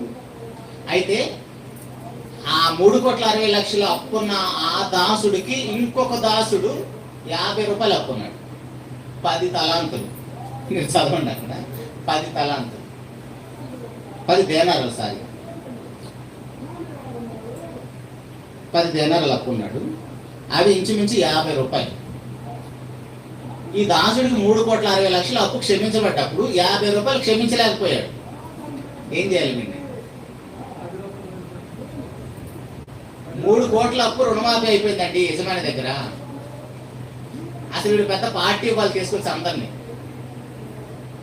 ఆ జీవితంలో తీర్చుకోలేడు. కింద ఏమంటాడంటే, వాడు భార్య పిల్లలు మొత్తం నమ్మేసి అప్పు తీర్చండి అంటాడు. నా వల్ల కాదన్నప్పుడు ఆ కనికరం కలిగిన యజమాని దేవుడు ఆ 3,60,00,000 అప్పు క్షమిస్తే, వీడు వెళ్ళేసి పక్కన 50 రూపాయలు అప్పు ఉంటే కాలర్ పట్టుకున్నాడు, గొంతు పట్టుకున్నాడు. మన భాషలో గొంతు పట్టుకొని కడతావా సస్తావా అని ఆయన కొడుతుంటే, పక్కన ఉన్న దాసులందరూ చూసేసి పోయి యజమాని చెప్తాడు. అప్పుడు ఆ మాట చదవండి. 32 నుంచి చదువుదాం. అప్పుడు వాని యజమానుడు వాడిని పిలిపించి, చెడ్డదాసుడు, ఏదో ఎవడు చెడ్డదాసుడు, 50 రూపాయలు క్షమించలేకపోయాడే వాడిని. చెడ్డదాసుడా, నీవు నన్ను వేడుకొంటివి గనుక నీ అప్పంతయు క్షమించి తిని, నేను నిన్ను కరుణించిన ప్రకారము నీవును నీ తోటి దాసుని కరుణింపవలసి ఉండేను కదా అని వానితో చెప్పాను. అందుచేత వాని యజమానుడు కోపపడి తనకు అచ్యున్నదంతయు చెల్లించు వరకు బాధపడుచు వారికి వాడిని అప్పగించను. మీలో ప్రతి వాడును తన సహోదరుని హృదయపూర్వకంగా క్షమింపని ఎడల నా పరలోకపు తండ్రి ఆ ప్రకారమే చేయను. మన పరలోకానికి పోవాలండి. ఇప్పుడు కీ ఎవరి చేతిలో ఉందండి? తాళం ఎవరి చేతిలో ఉంది? ఆల్రెడీ డోర్ వేసి పెట్టాడు. ఆ తాళం దేవుడు మనకే ఇచ్చాడు. ఆ డోర్ తీసుకుని వెళ్ళడానికి తాళం మనకి ఇచ్చాడు. నీకు ఎవ్వడు సహోదరి మీద ద్వేషం ఉండకూడదు, ఎవరితో శత్రుత్వం ఉండకూడదు. 1 యోహాను పత్రిక 4వ అధ్యాయము. మనం పరలోకానికి రాకుండా దేవుడేమి గేట్లు వేయలేదండి. మాకే పరలోకం వద్దనుకో మనమే దూరం తిరుగుతున్నాం. 1 యోహాను పత్రిక 4వ అధ్యాయం 19వ వచనంలో, ఆయనే మొదట మనల్ని ప్రేమించిన కనుక మనం ప్రేమించుతున్నాము. ఎవడైనా నేను దేవుని ప్రేమించుతున్నానని చెప్పి తన సహోదరుని ద్వేషించిన ఎడల అతడు అబద్ధికుడను. తాను చూసిన తన సహోదరుని ప్రేమింపని వాడు తాను చూడని దేవుని ప్రేమింపలేడు. నేను దేవుని ప్రేమించువాడు తన సహోదరుని కూడా ప్రేమింపాలని ఆజ్ఞ మనం ఆయన వల్ల పొంది ఉన్నాం. నాకు దేవుడు అంటే చాలా ఇష్టం అండి, నేను దేవుడు తెగ ప్రేమించేస్తానని అంటాం. మరి సహోదరు పట్ల ఏంట్రా అంటాడు. ఓకే, నువ్వు నన్ను ప్రేమిస్తున్నావు, మంచిదే. నువ్వు నన్ను ప్రేమిస్తున్నావు అంటే నీకు రుజువేంటి? నీకు ఎవరితో శత్రుత్వం ఉండకూడదు. అదే నన్ను ప్రేమించడం అంటే. అర్థమైందా? దేవుడిని ప్రేమించడం అంటే, దేవుడిని ప్రేమించడం అంటే కానుకలు వేయటం, పాటలు పాడటం, వాక్యం చెప్పటం, పరిచయం, ఇది కాదు. నీ సహోదరుల మీద నీకు ఎవరి మీద ద్వేషం ఉండకూడదు. అదే దేవుడిని ప్రేమించడం అంటే. అప్పుడు నీకు చక్కగా డోరు కీ ఓపెన్ చేసుకుని పరలోకానికి వెళ్ళవచ్చు. జరిగే పని అని అంటారా? చావనైనా వస్తాను కానీ ఆమెతో మాట్లాడని అంటాం. సంఘంలోనే ఉంటాము, పక్కన సహోదరులతో మాట్లాడడం. మీకు ఒక రియల్గా జరిగిన విషయం చెప్పిన, మా ఊరు సజ్జాపురం ఇక్కడ నుంచి 100 కిలోమీటర్లు ఉంటుంది. మా ఊర్లో ఎప్పుడు 2 పార్టీలు ఉంటాయి. లైవ్ కూడా వస్తుంది, మా వాడు కూడా వింటారు. ఈ పార్టీ వాళ్ళు ఇటు పక్క కూర్చుంటారు, ఆ పార్టీ వాళ్ళు అటు పక్క కూర్చుంటారు. మీరు ఇందా పలహారాలు తెచ్చుకొని అందరూ కలిపి పంచుకున్నారు కదా, మేము అలా కాదు. అటోళ్ళే పంచుకుంటారు, ఇటోళ్ళే పంచుకుంటారు. మేము కూడా క్రైస్తవులమే తెలుసా. దేవునికి మహాకృపను బట్టి ఈ మధ్య కొంచెం పలహారాలు కలుస్తున్నారు, మనుషులు కూడా కొంచెం కలుస్తున్నారు. అది దేవుని ప్రేమ అంటే. మన దేవుని సన్నిధికి వచ్చిందే సమాధానం పట్టడానికి. మనం ఇందా చదివాం, సువార్త వలన సృష్టికర్త అయిన దేవుడితో మనం సమాధానం పట్టడానికి వచ్చాం. ఆయనతో సమాధానం ఉంటుంది కానీ సహోదరులతో సమాధానం ఉండదు. మనల్ని ఎలా క్షమిస్తాడు దేవుడు? మనకందరికీ అంటే ఇక్కడ క్రీస్తు కాబట్టి పరలోక ప్రార్థన చేయడు. కొన్ని సంఘాల్లో పరలోక ప్రార్థన చేస్తారు కదా. పరలోక ప్రార్థన ఏముందో చూడండి, మత్తయి సువార్త 6వ అధ్యాయంలో ఎంత దారుణంగా ప్రార్థన చేస్తారు. నేను నా సహోదరుని క్షమించాను కాబట్టి నన్ను క్షమించమంటాడు. ఎంత ధైర్యం అది! 12వ వచనంలో, మత్తయి సువార్త 6వ అధ్యాయం 12వ వచనంలో, మా రుణస్తులు మేము క్షమించి ఉన్న ప్రకారము మా రుణములను క్షమించుము. ఏంటంటే అంత ధైర్యం? మేము క్షమించాము, మమ్మల్ని క్షమించమని అంటున్నారు. ఎప్పుడు క్షమించాము? మనకి ఎవరు లేడా శత్రువులు? ఇందాక అన్నగారు చెబుతూ ప్రభు బల గురించి మాట్లాడుతూ మత్తయి సువార్త 5వ అధ్యాయంలో పక్కన చూడండి, పక్క పేజీలో 23వ వచనంలో, మత్తయి సువార్త 5వ అధ్యాయం 23వ వచనంలో, కావున నీవు బలిపీఠం వద్ద అర్పణ అర్పించుచుండగా నీ మీద నీ సహోదరునికి విరోధం ఏమైనా కలదని అక్కడ నీకు జ్ఞాపకం వచ్చిన ఎడల అక్కడ బలిపీఠం ఎదుటని నీ అర్పణ విడిచిపెట్టి మొదట వెళ్ళి నీ సహోదరునితో సమాధాన పడము, అటు తర్వాత వచ్చి నీ అర్పణను అర్పించింది. ఏమన్నా జరిగే పనులేని ఇవన్నీ. అసలు ప్రభు వల్ల అయితే ధైర్యంగా చెయ్యేస్తాం, కానీ ప్రభు వల్ల చెయ్యి వెయ్యాలంటే మనకు కోపం ఉండటం కాదు. మనకు కోపం ఉందనుకో, మనం వెళ్ళి క్షమాపణ అడగచ్చు. వాడికి నా మీద కోపం ఉన్నా కూడా నేనే పోయి సమాధాన పడాలి. అర్థమవుతుంది అక్కడ చదివిన మాట అది మత్తయి 5:23లో మనకు కోపం ఉందనుకోండి, ఇప్పుడు నాకు బ్రహ్మయ్యతో కోపం ఉందనుకోండి, నేను వెళ్ళి బ్రహ్మయ్యతో సారీ తమ్ముడో చెప్తా. అదే బ్రహ్మయ్యకి నా మీద కోపం ఉందనుకోండి, నేనే వెళ్ళి సమాధాన పడాలి ఆయనతో. మామూలుగా మనకు కోపం ఉంటేనే వెళ్ళం, మనకు అంత ఇగో అడ్డం వస్తుంది. ఇప్పుడు వాడెవడికో నా మీద కోపం ఉంటే నేను వెళ్ళి సమాధానం పట్టమేంటి? నువ్వు క్రైస్తవుడు అయితే వెళ్ళి సమాధానం పడిన తర్వాత వచ్చి ప్రభు వల్ల చేయవేయి. ఒక్కడన్నా ప్రభు వల్ల చేయడం ధైర్యం చేస్తారా? రేపు ఆదివారం ఎవరేస్తారో చూద్దాం. దేవుడే సాక్షి. వీలైతే ఇంటికి వెళ్ళిన తర్వాత ఎవరెవరితో శత్రుత్వం ఉంది అందరూ ఫోన్ చేసి క్షమాపణ అడగండి, గుర్తు చేసుకుని. మరి అక్క ఒకరోజు అప్పుడు నేను అలా అన్నాను కదా, వదిన అప్పుడు నేను అన్నాను కదా, అందరూ ఫోన్లు చేసి క్షమాపణ అడగండి. రేపు ఆదివారం వచ్చి ధైర్యంగా ప్రభు వల్ల చేయవేయచ్చు. అలాంటి కృప తండ్రి అయిన దేవుడు మనందరికీ అనుగ్రహించాలని మనస్ఫూర్తిగా కోరుకుంటూ ఈ మాటలు ముగిస్తున్నాను. రెండో మాట సహోదరి చెప్తుంది. ఇంకా మీలో ఎవరైనా 7 మాటలు చెప్పగలిగిన వాళ్ళు ఉంటే చెప్పండి. ఎవరైనా సరే ధైర్యంగా కొంచెం వచ్చి నిలబడితే మీకు కూడా ధైర్యం వస్తుంది. నెక్స్ట్ అమ్మాయి చెప్పిన తర్వాత మీరు ఎవరైనా సిద్ధపడండి.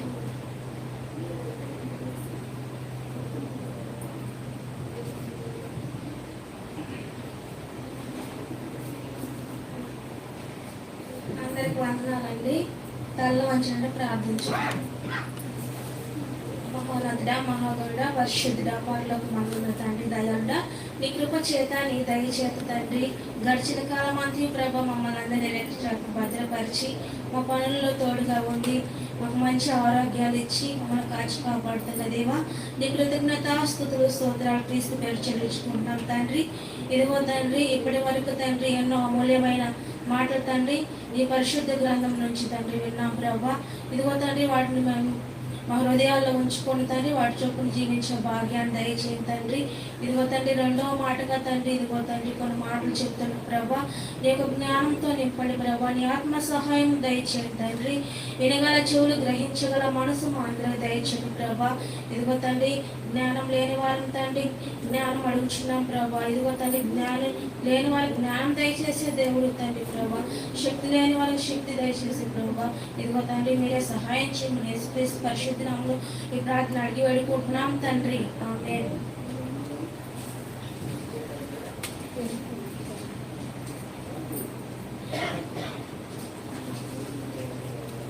మొదటి మాటలు మనం చూసినట్లయితే ఆయన యొక్క క్షమాగుణం గురించి మనం తెలుసుకున్నాం. ఇప్పుడైతే రెండో మాటలో చూసినట్లయితే లోకా సువార్త 23:43 యేసుక్రీస్తు వారు శిలువ మీద పలికిన రెండవ మాట. శిలువ మీద ఆయన వేలాడుతూ ఈ మాటలు పలుకుతున్నాడండి. మొదటి మాట, తండ్రి ఏదేమి చేయుచున్నా మీరు ఎరుగని కనుక మీరు క్షమించమని చెప్పాడు. రెండవ మాటగా లోకా సువార్త 23:43 చదవండి. అందుకు ఆయన వానితో, నేడు నీవు నాతో కూడా పరదేశులో ఉందువని నిశ్చయముగా నీతో చెప్పుచున్నాను. అందుకు ఆయన అంటే యేసుక్రీస్తు వారు ఈ మాట ఎందుకు అన్నారో మనము 39వ వచనంలో చదువుకున్నాం.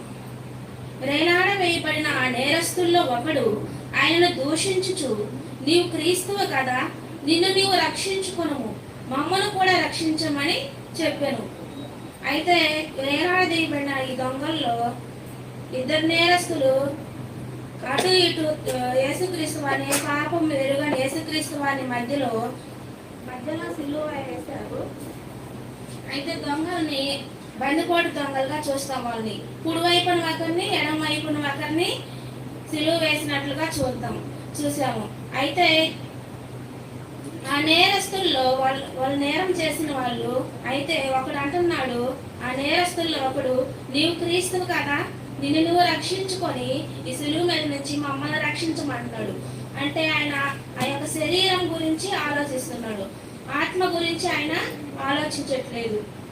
నిన్ను నువ్వు రక్షించుకో, నువ్వెన్నో అద్భుతాలు చేసావు కదా, ఎంతో మందిని రక్షించావు కదా, చనిపోయిన వారిని లేపావు కదా, నువ్వు ఇదిగో జ్వరంతో ఉన్న వారిని ముట్టి స్వస్థపరిచావు కదా, పక్షవాయు గల వారిని ముట్టి స్వస్థపరిచావు కదా, ఎంతో మందిని స్వస్థపరిచావు కదా, నువ్వు రక్షించుకొని మమ్మల్ని కూడా రక్షించమని ఈ యొక్క మొదటి దొంగ అనడం జరుగుతుంది.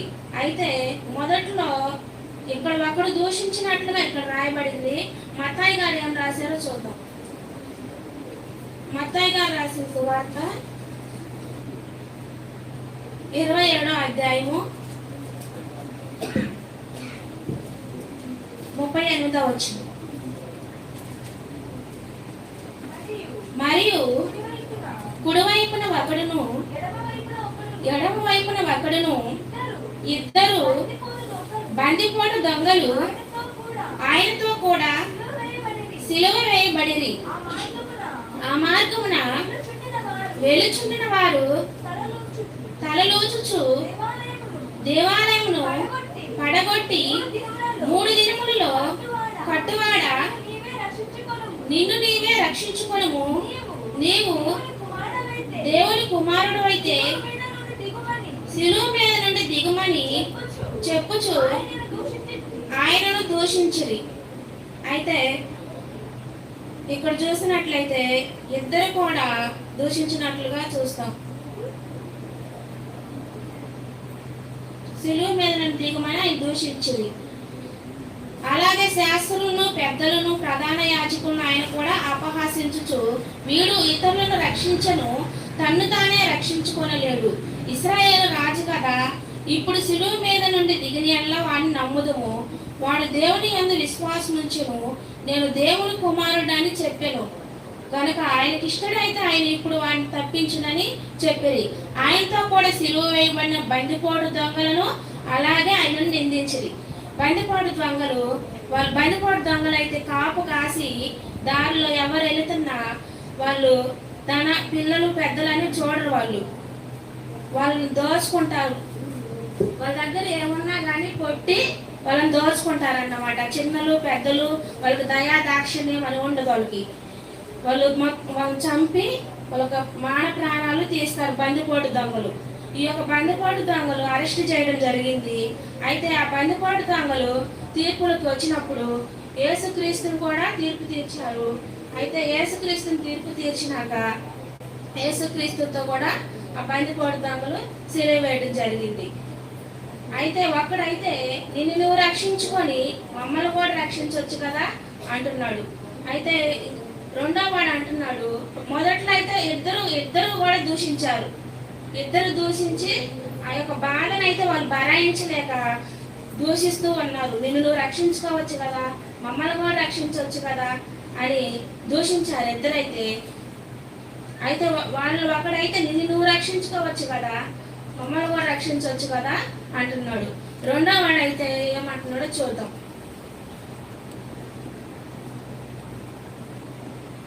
40వ వచనం 23-40.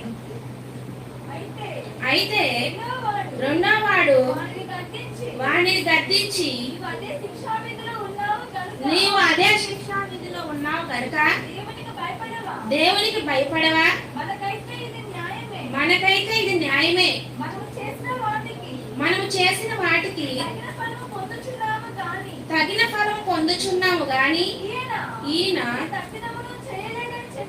ఏ తప్పిదము చేయలేదని చెప్పి ఆయనను చూచి యేసు నీవు నీ రాజ్యంలోనికి వచ్చినప్పుడు నన్ను జ్ఞాపకము చేసుకొనమను. అయితే ఈ రెండో వాడు అంటున్నాడు, మొదటి వాడైతే ఇంకా దూషిస్తున్నాడు. మొదట్లో అయితే ఇద్దరు దొంగలు కూడా దూషించారు. అయితే ఆ దొంగలో మార్పు వచ్చింది.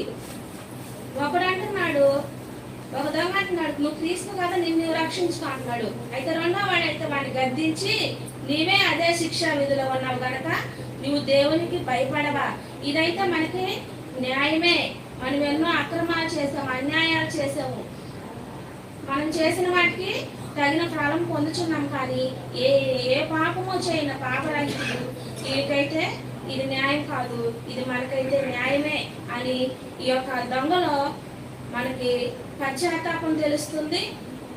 ఆయనలో భయము తెలుస్తుంది. భయపడ్డాడు, దేవునికి భయపడ్డాడు కాబట్టి నువ్వు భయపడవా అంటున్నాడు. ఇర్మియా గ్రంథము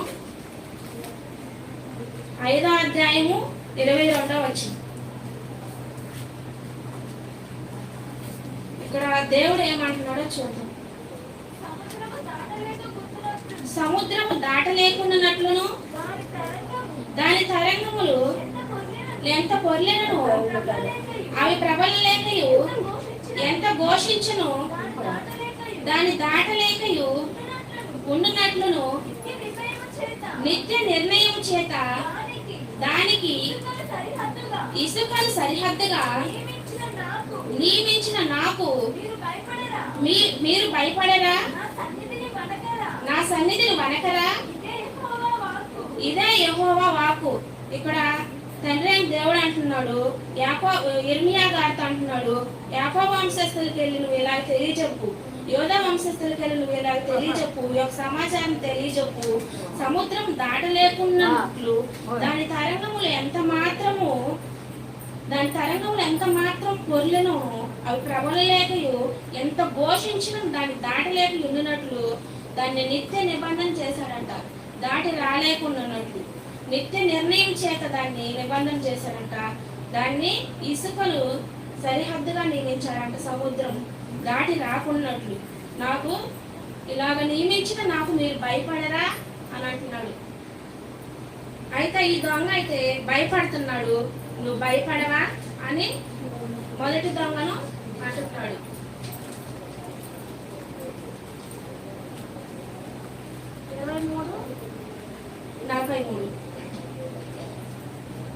ఆ దొంగ భయపడుతూ నువ్వు భయపడవా అని ఆ దొంగకు కూడా మొదటి దొంగకు సువార్త కూడా చెప్పినట్లుగా మనం చూస్తాం.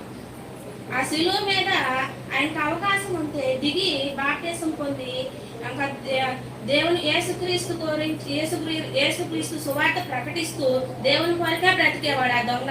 ఆయనకి ఆ అవకాశం లేదు, దిగి వచ్చే అవకాశం ఆయనకి లేదు. అందుకనే యేసుక్రీస్తు వారు ఆయనకి శిలువ మీదే రక్షణ ఇచ్చాడు. అందుకు అప్పుడు ఆయన అంటున్నాడు, యేసుక్రీస్తు వారు అందుకు ఆయన అంటున్నాడు వాడితో, నేడు నీవు ఈ రోజే నాతో పరదేశంలో ఉంటావు అని ఆ దొంగతో చెప్తున్నాడు. ఆ దొంగతో నువ్వు నాతో పరదేశంలో ఉంటావు అని చెప్పాడు. అయితే ఈ యొక్క దొంగల్లో అక్రమకారులు ఒకడిగా ఎంచబడును అనేది ప్రవచనము. ఈ ప్రవచనం యెషయా గ్రంథము 53వ అధ్యాయము 9వ వచనం.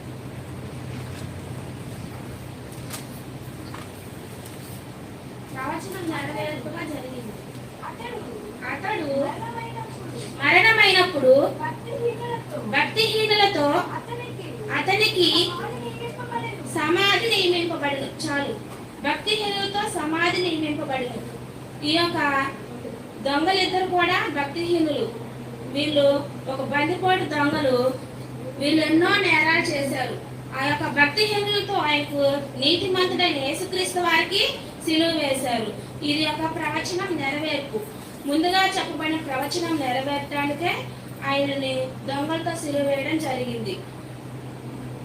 ఈ రోజే నాతో ఇదిగో నిశ్చయముగా నీతో చెప్పుచున్నాను, ఖండితంగా చెప్తున్నాను, నువ్వు ఇంకా ఖచ్చితంగా నాతో పరదేశంలో ఉంటావు అని చెప్పి ఆ రోజే ఆ దొంగ పరదేశంకి వెళ్ళడం జరిగింది. కింద పుట్టినట్లో చూసినట్లయితే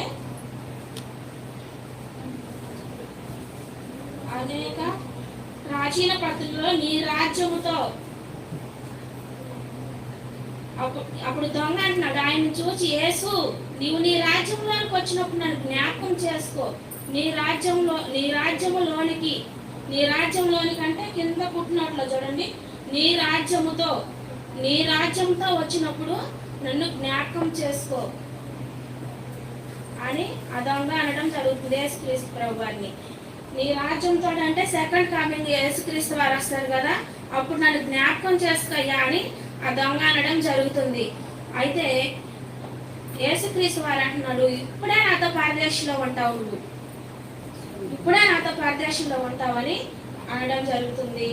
అప్పుడు పరదేశం కొనుకోబడి యేసుక్రీస్తు వారు మళ్ళీ వచ్చి 3వ దినాన తిరిగి లేచి 40 దినాలు శిష్యులతోటి అందరితో గడిపిన తర్వాత పరలోకానికి ఆరోహణ అవ్వడం జరుగుతుంది. అయితే ఈ యొక్క దొంగకి దేవుడు బాప్టిజం రక్షణ మారు మనసు లేకుండా బాప్టిజం లేకుండా పరదేశం ఇచ్చేసాడు అంటాడా? అంటారు మీరు? ఆయనకి రక్షణ మారు మనసు అనేది ఆ యొక్క శిలువ మీద వచ్చింది. అందుకని ఆయన అక్కడే ఒక పరదేశిచ్చాడు ఆ యొక్క రెండవ దొంగకి.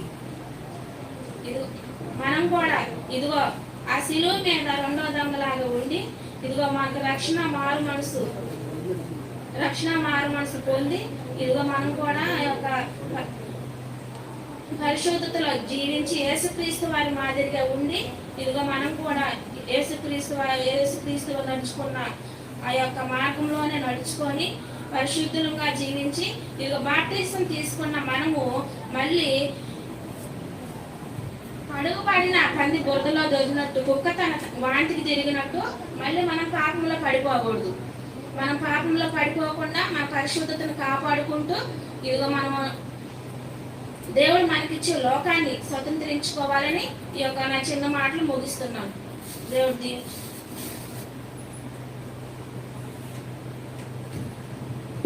మంచిదండి. చక్కగా తను నేర్చుకున్న విషయాలను ధైర్యంగా సంఘం ఎదుట వివరించిన సహోదరికి సంఘం అందరి తరఫున ఒక చిన్న వందనాలు తెలియజేస్తున్నాను. అలాగనే స్త్రీలందరూ కూడా ధైర్యంగా నిలబడి దేవుని మాటలు పంచుకోగలిగినప్పుడు మీరు దేవుని మాటలు ఎక్కడైనా చెప్పడానికి ధైర్యంగా ఉంటుంది.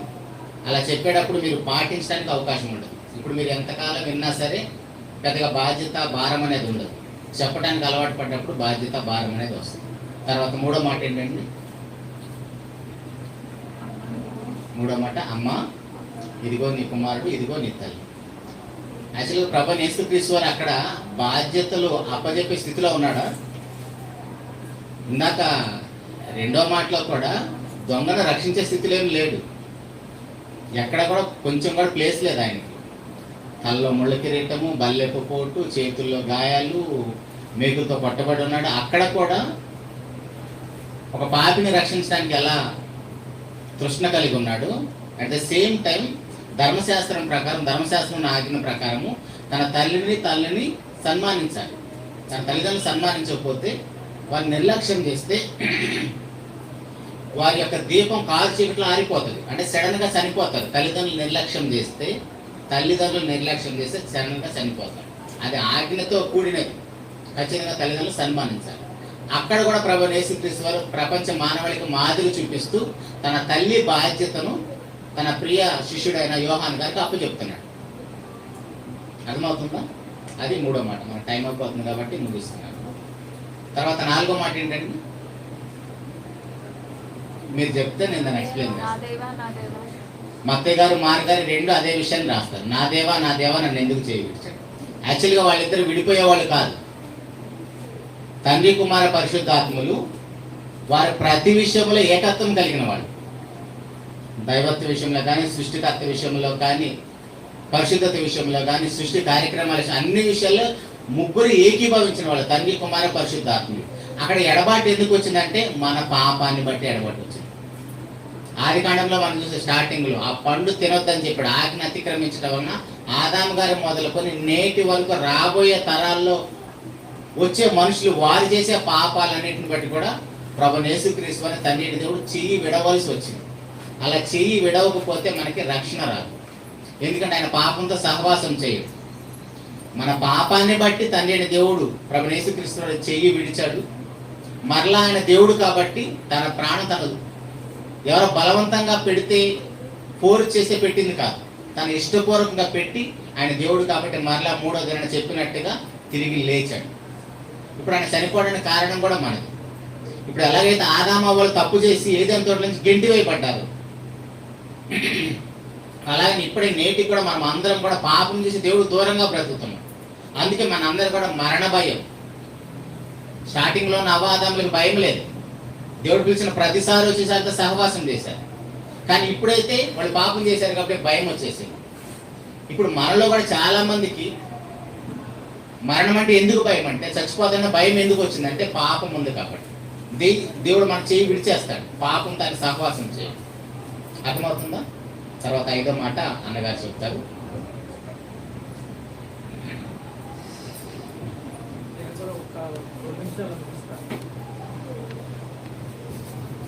ప్రభునామానికి మహిమ గాక. ఇప్పుడు దాకా ఎన్ని మాటలు అయిపోయినాయి? 4 ఏమేమి అయిపోయినాయి? 4 మాటలు ఏమేమి చెప్పుకున్నాం?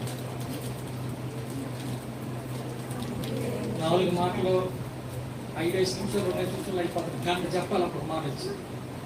చరిత్ర అంతా మంచిదన్నా ముందర, చరిత్ర అంతా విన్నా మనము. ఇప్పుడు ఈ వాక్యంలో కావాలంటే టైం ఏది? టైం లేదు కాబట్టి నేను కూడా 2-3 నిమిషాలు పంపిస్తాను తొందరగా. మంచిది. 5వ మాట ఏంది? 5వ మాట ఆయన మాట్లాడింది చూడండి. ఎలాంటి స్థితిలో ఉన్నాడు ఆయన? రాత్రి అంతా కూడా సంఖ్యలతోటి తిరిగి ఉన్నాడు. 5 దిక్కల ఇసానం జరిగిందని చెప్పుకున్నాం. 5 దిక్కల ఇసానం జరిగింది. అరిశోధులతో ఆయన కొడతా ఉన్నారు, పిడుగుతులు కొడతా ఉన్నారు, ముఖం మీద ఊరు మోస్తా ఉన్నారు. ఇవన్నీ కూడా జరుగుతూ ఉన్నాయి. తర్వాత 39 పురాణ దెబ్బలని చెప్పి చెప్పుకున్నాం. కండలతో కూడా పేర్కొచ్చినాయి, ఎముకలు బయటకు వచ్చినాయి. మనిషి నడవలేని స్థితిలో ఉన్నాడు. రక్తం అంతా కూడా ఒడిచిపోయింది. రక్తం అంతా కూడా భూమి మీద ఉలికించాడు ఆయన. ఇదంతా కూడా మన పాపాన్ని బట్టి చెప్పుకున్నాం. ఇప్పుడు దాకా శిలువ మీద 4 మాటలు మాట్లాడాడు. 5వ మాట ఒక మాట మాట్లాడుకున్నాం. యోహాను సువార్త 19వ అధ్యాయము 28వ వచనంలో రక్తహీనుడైపోయి ఉన్నాడు, భయంకరమైన స్థితిలో ఉన్నాడు. 9 గంటల కానించి ఆయన నిలువ పొయ్యి మీద నిలబెట్టారు. అందరూ కూడా తెలుసు. 3 మేకులతో ఏలాడదీపడ్డ యేసు మాట్లాడే మాట ఒక మాట నాకు ఏం మాట్లాడుతున్నారు? మనందరి నిమిత్తం ఆయన మాట్లాడే మాట ఒక మాట ఏమంటారు? అటు తర్వాత సమస్తమును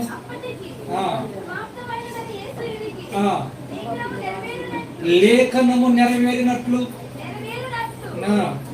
నేను ఏమన్నాడు? నేను దప్పి కొంచున్నాను. యేసు ప్రభు దప్పిక అవటమైంది. ఎంతో మందికి దప్పికిచ్చే దేవుడు కదా ఆయన. ఎంతో మందికి దప్పికిచ్చే దేవుడు, దావా తెప్పించే దేవుడు.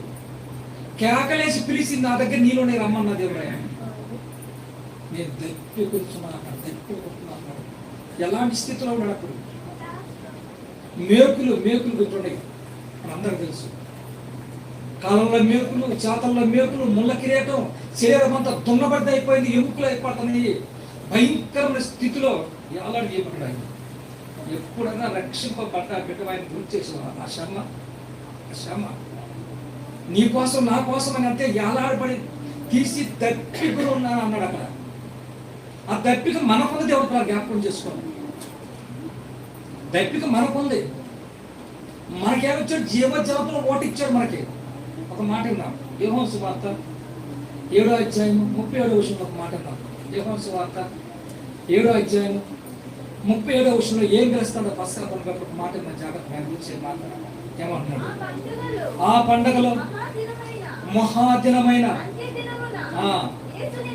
యేసు నిలిచి ఎవడైనను నా యుద్ధకు వచ్చి కేకలేస్తాడు అక్కడ. ఎవడైనా నా యుద్ధకు వచ్చి దప్పికలవుడు దప్పిక తీర్చుకోండి. అలాంటి ఆయనకి దప్పిక అవటమేంది? ఒకసారి జ్ఞాపకం చేసుకోండి. మా యుద్ధకు రాండి ఎవరైనా సరే, దప్పికలవుడు దప్పిక తీర్చుకోండి అంత ఏమనుకుంటాం. చదవమ్మ. నా యందు విశ్వాసం ఉంచేవాడు ఎవడో లేఖనము చెప్పినట్లు జీవజల నదులు. అది నేను ఇచ్చే నీళ్ళు వాడు తాగాడు అనుకో, వాడు కడుపులో నుంచి ఏమొస్తాయి? జీవనదులు ఓటలు వస్తాయి. దేవుడు జ్ఞాపకం చేసుకోండి. అలాంటి జీవనదులు అంటే ఓటలు ఇచ్చే దేవుడు దప్పిక అవుతుంది అన్నాడు. సులువు మీద దప్పిక అవుతుంది అన్నాడు. నాకు దప్పిక అవుతుంది అన్నాడు. భయంకరమైన స్థితిలో పాపము చేసినప్పుడు రాళ్లతో తరుముకుంటా ఆమె భయంతో దాబాదులతో పరిగెత్తామని దేవుడు జ్ఞాపకం చేసుకుని పరిగెత్తామన్నా. ఆనాడు ధర్మశాస్త్రం ప్రకారం స్త్రీ తప్పు చేసిందంటే ఆమె చూసి ఏం చేస్తాడు? వాళ్ళంతా కూడా రాళ్ళు తీసుకొని ఇల్లు పడతారు. అలిసిపోద్ది. రాళ్ళు పడతానే ఉంటాయి. తరుముకొని ఆమె పడిపోయిందా కూడా అలిసిపోయి పడిపోయినప్పుడు ఆ రాళ్ళు కప్పు నిండిపోయి సరిపోతుంది అక్కడ. అలాంటి శిక్షణ కూడా తెప్పించాడు ఆయన. అలాంటి శిక్షణ కూడా తెప్పించాడు దేవుడు కూడా జ్ఞాపకం చేసుకోండి. అలాంటి గొప్పవాడు ఏమంటాడు, నేను తప్పికొని ఉంటాను అన్నాడు. ఒక మాట అసలు అనుకున్నాను. యోహాను సువార్త 4వ అధ్యాయం చదివి నేను ముగిస్తే, ఎందుకంటే చరిత్ర చాలా ఉంది, టైం లేదు కాబట్టి అర్థం చేసుకుంటాను. యోహాను సువార్త 4వ అధ్యాయం 8వ వచనం కానించి, ఆయన శిశువులు ఊరిలోకి వెళ్ళి ఉండిరి. ఆ సమరయ స్త్రీ ఈదుడమైన నీవు దాహముకి ఇమ్మని దేవుడు సంగతి జ్ఞాపకం చేసుకున్నాను. ఈ యాకోబు ఇక్కడికి వెళ్ళాడు, మనందరికీ తెలిసిన స్టోరీ. అదే 12 గంటల టయానికి రావటం, ప్రభు ఆమె కాడకు పోవటం, ఏమైనా మనసు మారద్దని ఆమెతో మాట్లాడటం పెట్టలేదు. అక్కడ కొంచెం నీళ్ళు పోయమన్నాడు. కొంచెం నీళ్ళు పోయినప్పుడు ఏమంటుందంటే, ఈదురుమైన నీవు సమరయులమైన మేమిచ్చే నీరు మీరు ఎలా తాగుతారు, మేమిచ్చే నీరు మీరు ఎలా తాగుతారు అని పైసలేసింది అసలు అమ్మ. ఏలి అనగా ఈదులు సమరయులతో అందుకు యేసు, నువ్వు దేవుడు వరమును నాకు దాహం ఇమ్మని నీవు అది నిన్ను అడిగే మనిషి ఎవరో తెలుసుంటే ఆయన అడుగుతావు. నీకు తెలియలా, దాహం ఇమ్మని అడిగిన మనిషి ఎవరో అసలు నీకు తెలియలా, ఇది మీద నీకు తెలియలేదు. వేసుకొని మాట్లాడతాడు. తర్వాత ఏం జరిగింది అంటే, అసలు ఆయన నీకు జీవజలము ఇచ్చునని యేసు ప్రభు చెప్తున్నాడు. నేను జీవజలములు ఇస్తాను నీకు, జీవజలములు. అలాంటి ఆయన దప్పి కావటమేంది అక్కడ. జీవజలములు నీకు దప్పి కోసం వచ్చింది. ఏమి ఈ శరీరం దప్పికి తీర్చుకోవడానికి ఈ వచ్చింది. ఆయన ఏమంటున్నాడు, జీవజలములు ఇస్తాను నీకు. చదువమ్మ. అప్పుడు ఆ స్త్రీ, అయ్యా చేదుకోటకు యేసుతో మాట్లాడుతుంది. శాంతాడు కూడా లేకుండా ఇక్కడికి వచ్చేది. ఈ బావి లోతైందే. ఆనాడు యాకోబు కట్టించిన బావి ఇది. ఆనాటి నుంచి కూడా నీళ్ళు ఆగలేదు. నువ్వు ఎలా తోడుకుంటావు అని మాట్లాడతా ఉంది. సులభమ్మ. ఆ జీవజలము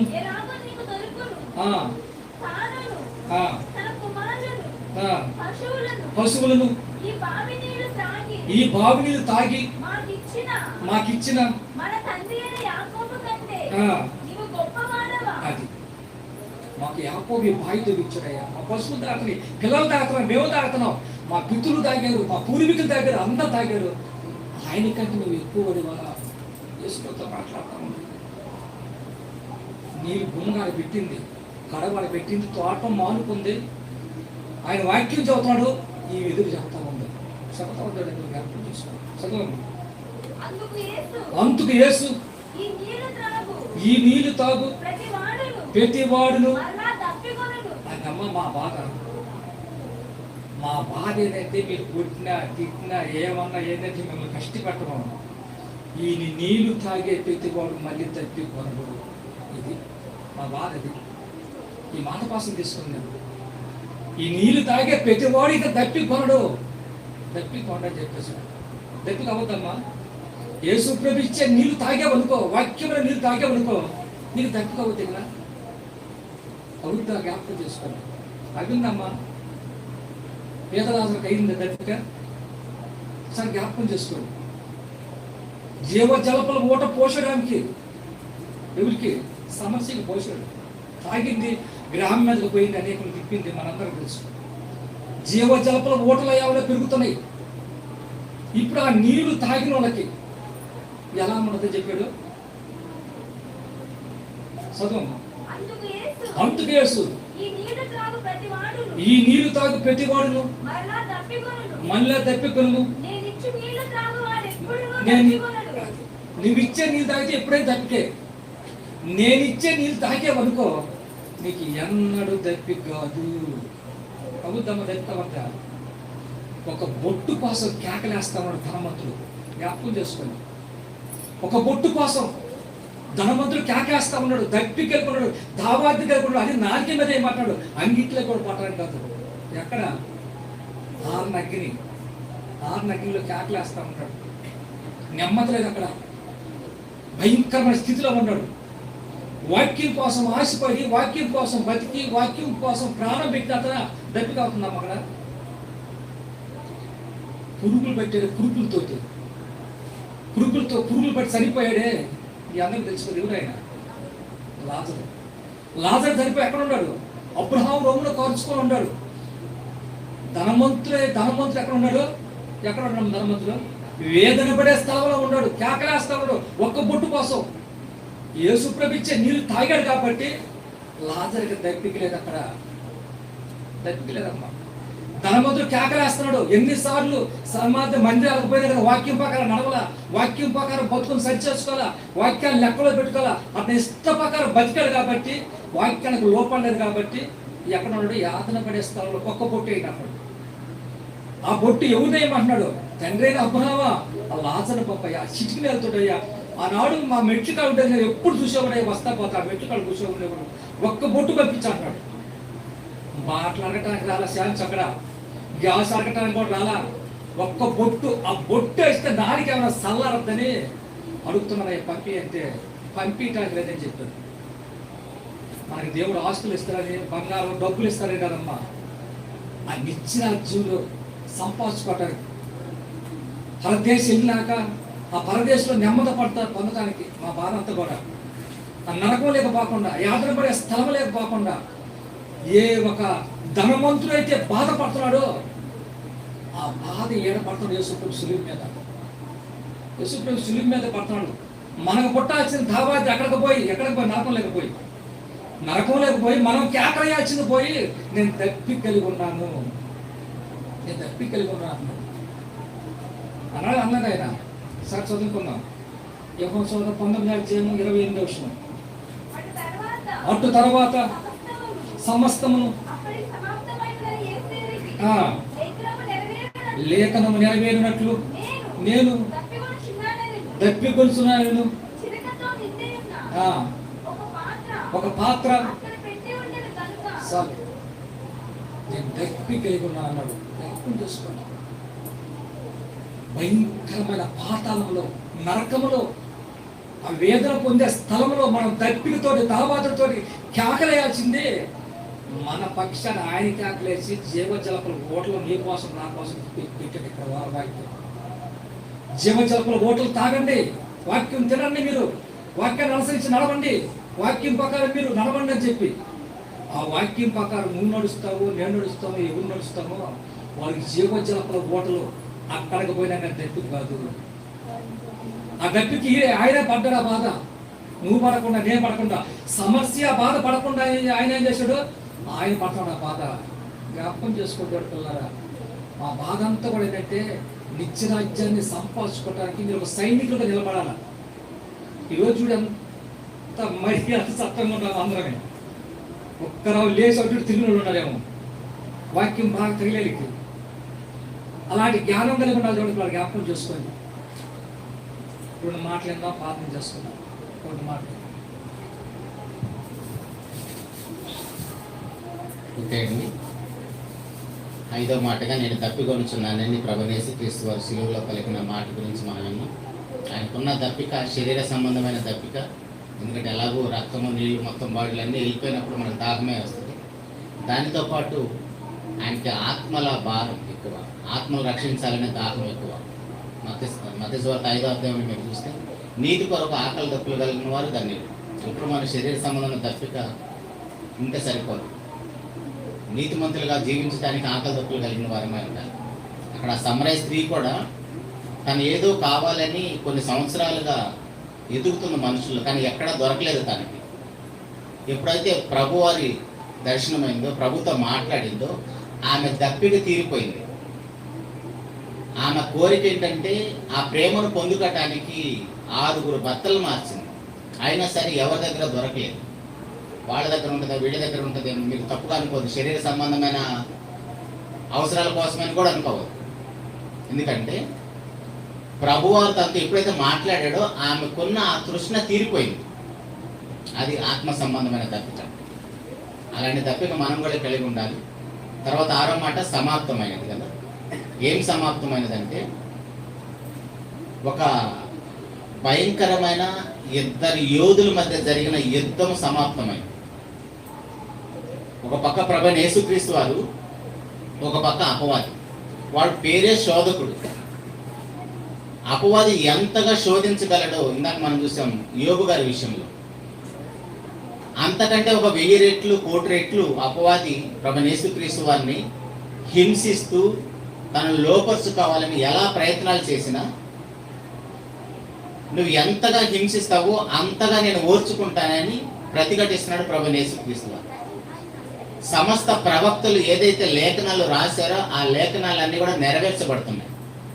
అది చదువుకోవడానికి మనకు సింపుల్ చిన్న మాటలాగా కనబడుతున్నాయి, కానీ అది మహా పోరాటం. ఎంత పెద్ద పోరాటం అంటే ఆయన కుమారుడు తాను పొందిన శ్రమల వలన విధేయత నేర్చుకున్నాడు. మనం పాపులము, కానీ మనకు విధేయత రాదు. ఆయన ఏ పాపం లేనివాడు. ఆయన వేసిన సవాలు నేటికి అలాగనే నిలిచి ఉన్నది. నాలో పాపం ఉన్నదని ఎవడు స్థాపించగలడు?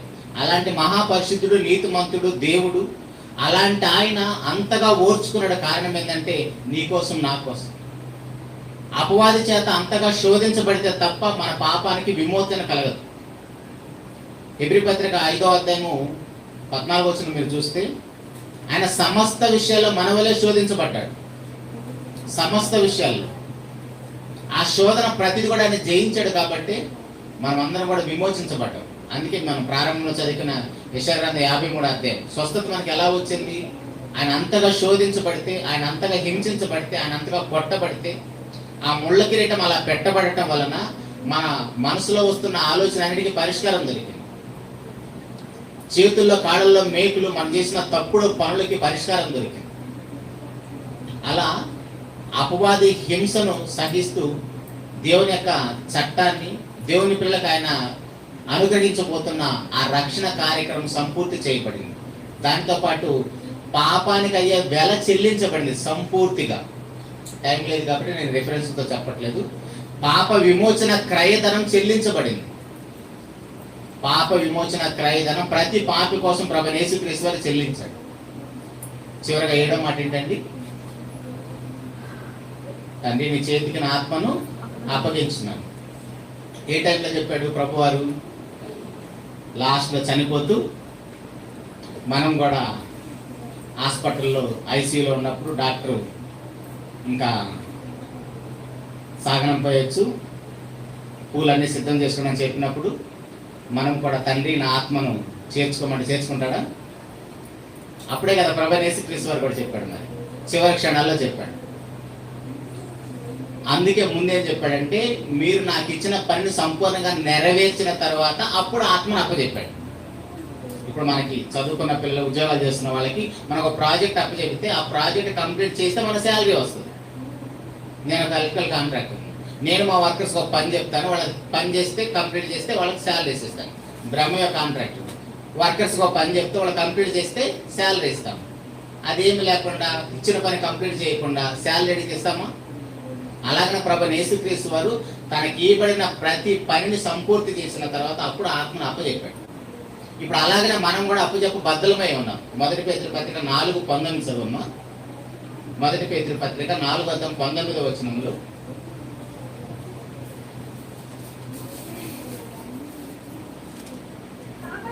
కాబట్టి దేవుని చిత్త ప్రకారము బాధపడువారు సత్ప్రవర్తన గలవారై నమ్మకమైన సృష్టికర్తకు తమ ఆత్మలను అప్పగించుకొనవలెను. నమ్మకమైన సృష్టికర్తకు మన ఆత్మను అప్పచెప్పాలంటే ఆయన స్వీకరించాలి కదా. ఇప్పుడు ఒక తల్లి ఊరెళ్తూ తన కన్నబిడ్డను వేరే వాళ్ళకి అప్పచెప్తుందా? ఏమో వాళ్ళు సరిగ్గా చూస్తారో లేదు. కుక్కల్ని అప్పచెప్పట్లేదు, కుక్కలు కూడా ఎంటేసుకొని పోతున్నారు. మనకు పల్లెటూరులో అంటే ఉండలేదు, కానీ టౌన్లో చూస్తే పిల్లల కంటే ఎక్కువగా పెంచుకున్నారు కుక్కలు. ఆ కుక్కలు కూడా పక్కటి వాళ్ళకి ఇచ్చిపోదు. అట్లాంటిది మన ఆత్మను తండ్రి అయిన దేవునికి మనం అప్పచెప్పాలంటే ఆయన స్వీకరించాలి కదా. ఆయన స్వీకరించాలంటే ఆయన చెప్పిన పనిని మనం సంపూర్తిగా నెరవేర్చాలి. అలాగనే స్టెఫెన్ గారు అప్పచెప్తాడు. అపోస్తుల కార్యాలు 7వ అధ్యాయము 59వ వచనం. అపోస్తుల కార్యాలు 7వ అధ్యాయం 59వ వచనం చూస్తే, ప్రభువును గూర్చి మొర్ర పెట్టుచు, యేసు ప్రభువా నా ఆత్మను చేర్చుకొనమని స్తెఫెను పలుకుచుండగా వారందరూ రాళ్లతో కొట్టి చంపుతారు. ఏ టైంలో అలా ఆత్మను అప్పచెప్తారండి? ఆల్రెడీ ఆయన అబ్రహాం మొదలుకొని వాక్యం చెప్తుంటే వాళ్ళు ఓర్చుకోలేక, కోపం పట్టలేక రాళ్ళు తీసుకొని కొట్టి చంపుతున్నారు. ఇప్పుడు ఏం చేయాలి? మామూలుగా ఆ టైంలో యేసు ప్రభు ఏం చేశాడో స్టెఫెన్ గారు కూడా అదే చేశాడు. యేసు ప్రభు అలాంటి పరిస్థితుల్లో కూడా తండ్రి వీరేం చేస్తున్నారు వీరికి తెలియదు కనుక వీళ్ళు క్షమించమన్నాడు.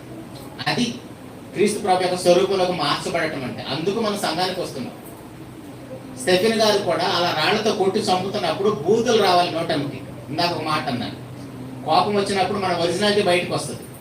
కానీ స్టెఫెన్ గారు చనిపోతున్నా సరే తనను ఎవరైతే రాళ్లతో కొడుతున్నారో, హింసిస్తున్నారో వాళ్ళని కూడా క్షమించమని దేవుని వేడుకుంటూ తన ఆత్మను తండ్రికి అప్పచెప్పుకుంటున్నాడు. తన ఆత్మను అప్పచెప్పుకోవచ్చు కదా, వీళ్ళెందుకు క్షమించమంటున్నాడు? ఆయనైతే సేఫ్గా వెళ్ళిపోతుంది ఆయన ఆత్మ. కానీ వీళ్ళ మీద నేరమో వెళ్ళాడు అనుకోండి, యాక్చువల్గా అవకాశం లేదు. కానీ హేబేల రక్తం ఏమైనా మొదలు పెడుతుందో, ప్రభువైన యేసుక్రీస్తు వారి రక్తం ఏమైనా మొరపెడుతుందో చెప్తాను ఈసారి వచ్చినప్పుడు. ఎందుకంటే అలా స్టెఫెన్ గారు తన కొడుతున్న వారితోటి చెప్పట్లేదు, వీళ్ళని క్షమించమని అడుగుతారు. ఎందుకంటే ఆయన సేఫ్గా వెళ్ళిపోతాడు. ప్రభువైన యేసుక్రీస్తు వారు కూడా నా గురించి ఏడవద్దు, మీకోసం, మీ పిల్లల కోసం ఏడమంటున్నాడు. ఎందుకంటే వీళ్ళిద్దరు సేఫ్గా దేవుని దగ్గరికి వెళ్ళిపోతున్నారు. కాబట్టి అలాంటి స్థితిలోకి వచ్చిన మనము శిలువ మీద పలికిన 7 మాటలు మనం ధ్యానించడం అంటే ఏంటంటే మన స్వరూపం అలా మారిపోవాలి. మన జీవితం లక్ష్యం అదై ఉండాలి. అందరినీ క్షమించే స్థితిలో చనిపోతున్నప్పుడు కూడా ఒక బూతి మాట మాట్లాడకుండా, ఎవరిని తిట్టకుండా, కనీసం వచ్చిన రాయి తిరిగి ఎవరి మీద వేయకుండా చనిపోతూ కూడా వాళ్ళని క్షమించమంటున్నాడంటే అలాంటి వారి ఆత్మను దేవుడు స్వీకరిస్తాడు. ఓవరాల్గా మార్నింగ్ నుంచి మనం మాట్లాడుకున్న మాటలన్నీ కూడా పాపం అంటే ఏంటో చూసాం. ఆ పాపం అంటే దేవుని మాటను లెక్క చేయకపోవటం. ఆ దేవుని మాటకున్న శక్తి ఎంతది ఈ పెద్ద విశ్వాన్ని చూస్తే అర్థమవుతుంది. పాపం అంటే మీరు ఒకసారి విశ్వాన్ని చూడండి, ఒకసారి సముద్రాన్ని చూడండి, ఒకసారి జంతువులను చూడండి, ఒకసారి పక్షులను చూడండి, ఒకసారి చెట్లను చూడండి. అవి ఎంత పెద్దయో, అది ఎంత విస్తారంగా ఉన్నదో మనం ఆడే చిన్న అబద్ధము కూడా దానితో సమానం. అదే నోటితో చెప్పాడు, నువ్వు పండు తింటే సస్తావని చెప్పాడు. ఆ చావు ఎంత పెద్ద అంటే విశ్వం ఎంత పెద్దదో, సముద్రం ఎంత పెద్దదో, ఆ మరణం కూడా అలాంటిది. అది యుగ యుగాలు అనుభవించాలి. కానీ ఆ శిక్ష అంతా కూడా ప్రభువైన యేసుక్రీస్తు వారు 6 గంటలు అనుభవించి, ఉదయం 9 గంటల నుంచి 3 గంటల వరకు 6 గంటల ఆయన శిక్ష అనుభవించి మళ్ళీ అందరూ కూడా విమోచించాడు. ఆ పాప విమోచన క్రయదానాన్ని చెల్లించాడు. కాబట్టి మనం అందరం కూడా విమోచించబడ్డాం. శిలువలో పలికిన 7 మాటల విషయంలో కూడా మనం ఆ మాటలు ఊరక నోటితో వల్లించే వారిగా కాకుండా వాటిలో ప్రభువైన యేసుక్రీస్తు వారు ఏమి చెప్పాడో అలా మన జీవితం ఉండాలని, అలా ఉన్నప్పుడే మనం అందరం కూడా పరలోకానికి చేర్చబడతాం. అలా పరలోకానికి చేర్చబడాలంటే ప్రభువైన యేసుక్రీస్తు వారి వల్ల మనం అందరి విషయాల్లో శ్రమ పడాలని చూసాం. రోమపత్రిక కింద మనం చదువుకున్న 8వ అధ్యాయం. అలా శ్రమ పడకుండా మనకి జీవ కిరీటం దక్కదు. బైబిల్ అపోస్తలుడైన పౌలు గారు కూడా చెప్తాడు, నేను నాతో పాటు శ్రమ పడిన ఈ స్త్రీలకు కూడా జీవ కిరీటం ఉంది, వీళ్ళ పేర్లు జీవ గ్రంథంలో రాయబడ్డాయి. సంఘానికి వచ్చిన ప్రతి ఒక్కరు పరలోకానికి వెళ్ళరు. లోకంలో వాళ్ళు సంఘంలోకి రావటమే చాలా గొప్ప, అది మహాభాగ్యం. మెడికల్ షాప్లో మెడిసిన్ రెడీగా ఉంది, రోగాలు వచ్చిన ప్రతి వారు వెళ్ళి వాటర్ పట్టండి, అదే పోతుంది, దేవుడు చూసుకుంటాడు అనుకుంటారు, చచ్చి ఊరుకుంటారు. అలాగనే యేసుక్రీస్తు ప్రభు యొక్క రక్తము శిలువ మరణం రెడీగా ఉంది పాపం కోసం, ఆల్రెడీ వెల చెల్లించి దాన్ని వాడుకుంటే పాపం నుంచి మనం విమోచించబడతాం. అలా కాకుండా నేను పలానా వాళ్ళ దేవుడు వాళ్ళ కోసం వచ్చాడని అజ్ఞానంగా అమాయకంగా బ్రతికితే ఏమో ఎవడు చూసాడు, అప్పుడు ఎప్పుడు ఆయన చచ్చిపోయాడు, ఇప్పుడు నా పాపానికి అది వెల చెల్లిస్తుందో లేదో, నాకు పనికొస్తుందో లేదో అని అనుకుంటే అప్పుడెప్పుడో తయారు చేసిన మెడిసిన్ ఇప్పుడు ఎలా పనిచేస్తుంది మనకి? అంతమంది మీద ప్రయోగాలు చేసిన మెడిసిన్ ఇప్పుడు ఎలా మనకు పనిచేస్తుంది? అది అర్థమైతే ఇది కూడా అర్థమవుతుంది. అప్పుడు శిలువ విలువ మనకు అర్థమవుతుంది. ఆ శిలువ యొక్క మన ప్రతి పాపానికి పరిష్కారం దొరుకుతుంది. అలాంటి కృప తండ్రి అని దేవుడు మనందరికి అనుగ్రహించాలని, మనమంతా పరిశుద్ధులుగా బ్రతికి నీతిమంతులుగా బ్రతికి పరలోకం చేరాలని మనస్ఫూర్తిగా కోరుకుంటూ ఈ మాటలు ముగిస్తున్నాను. చివరి ప్రార్థన ప్రకటన అనగా చేస్తాను.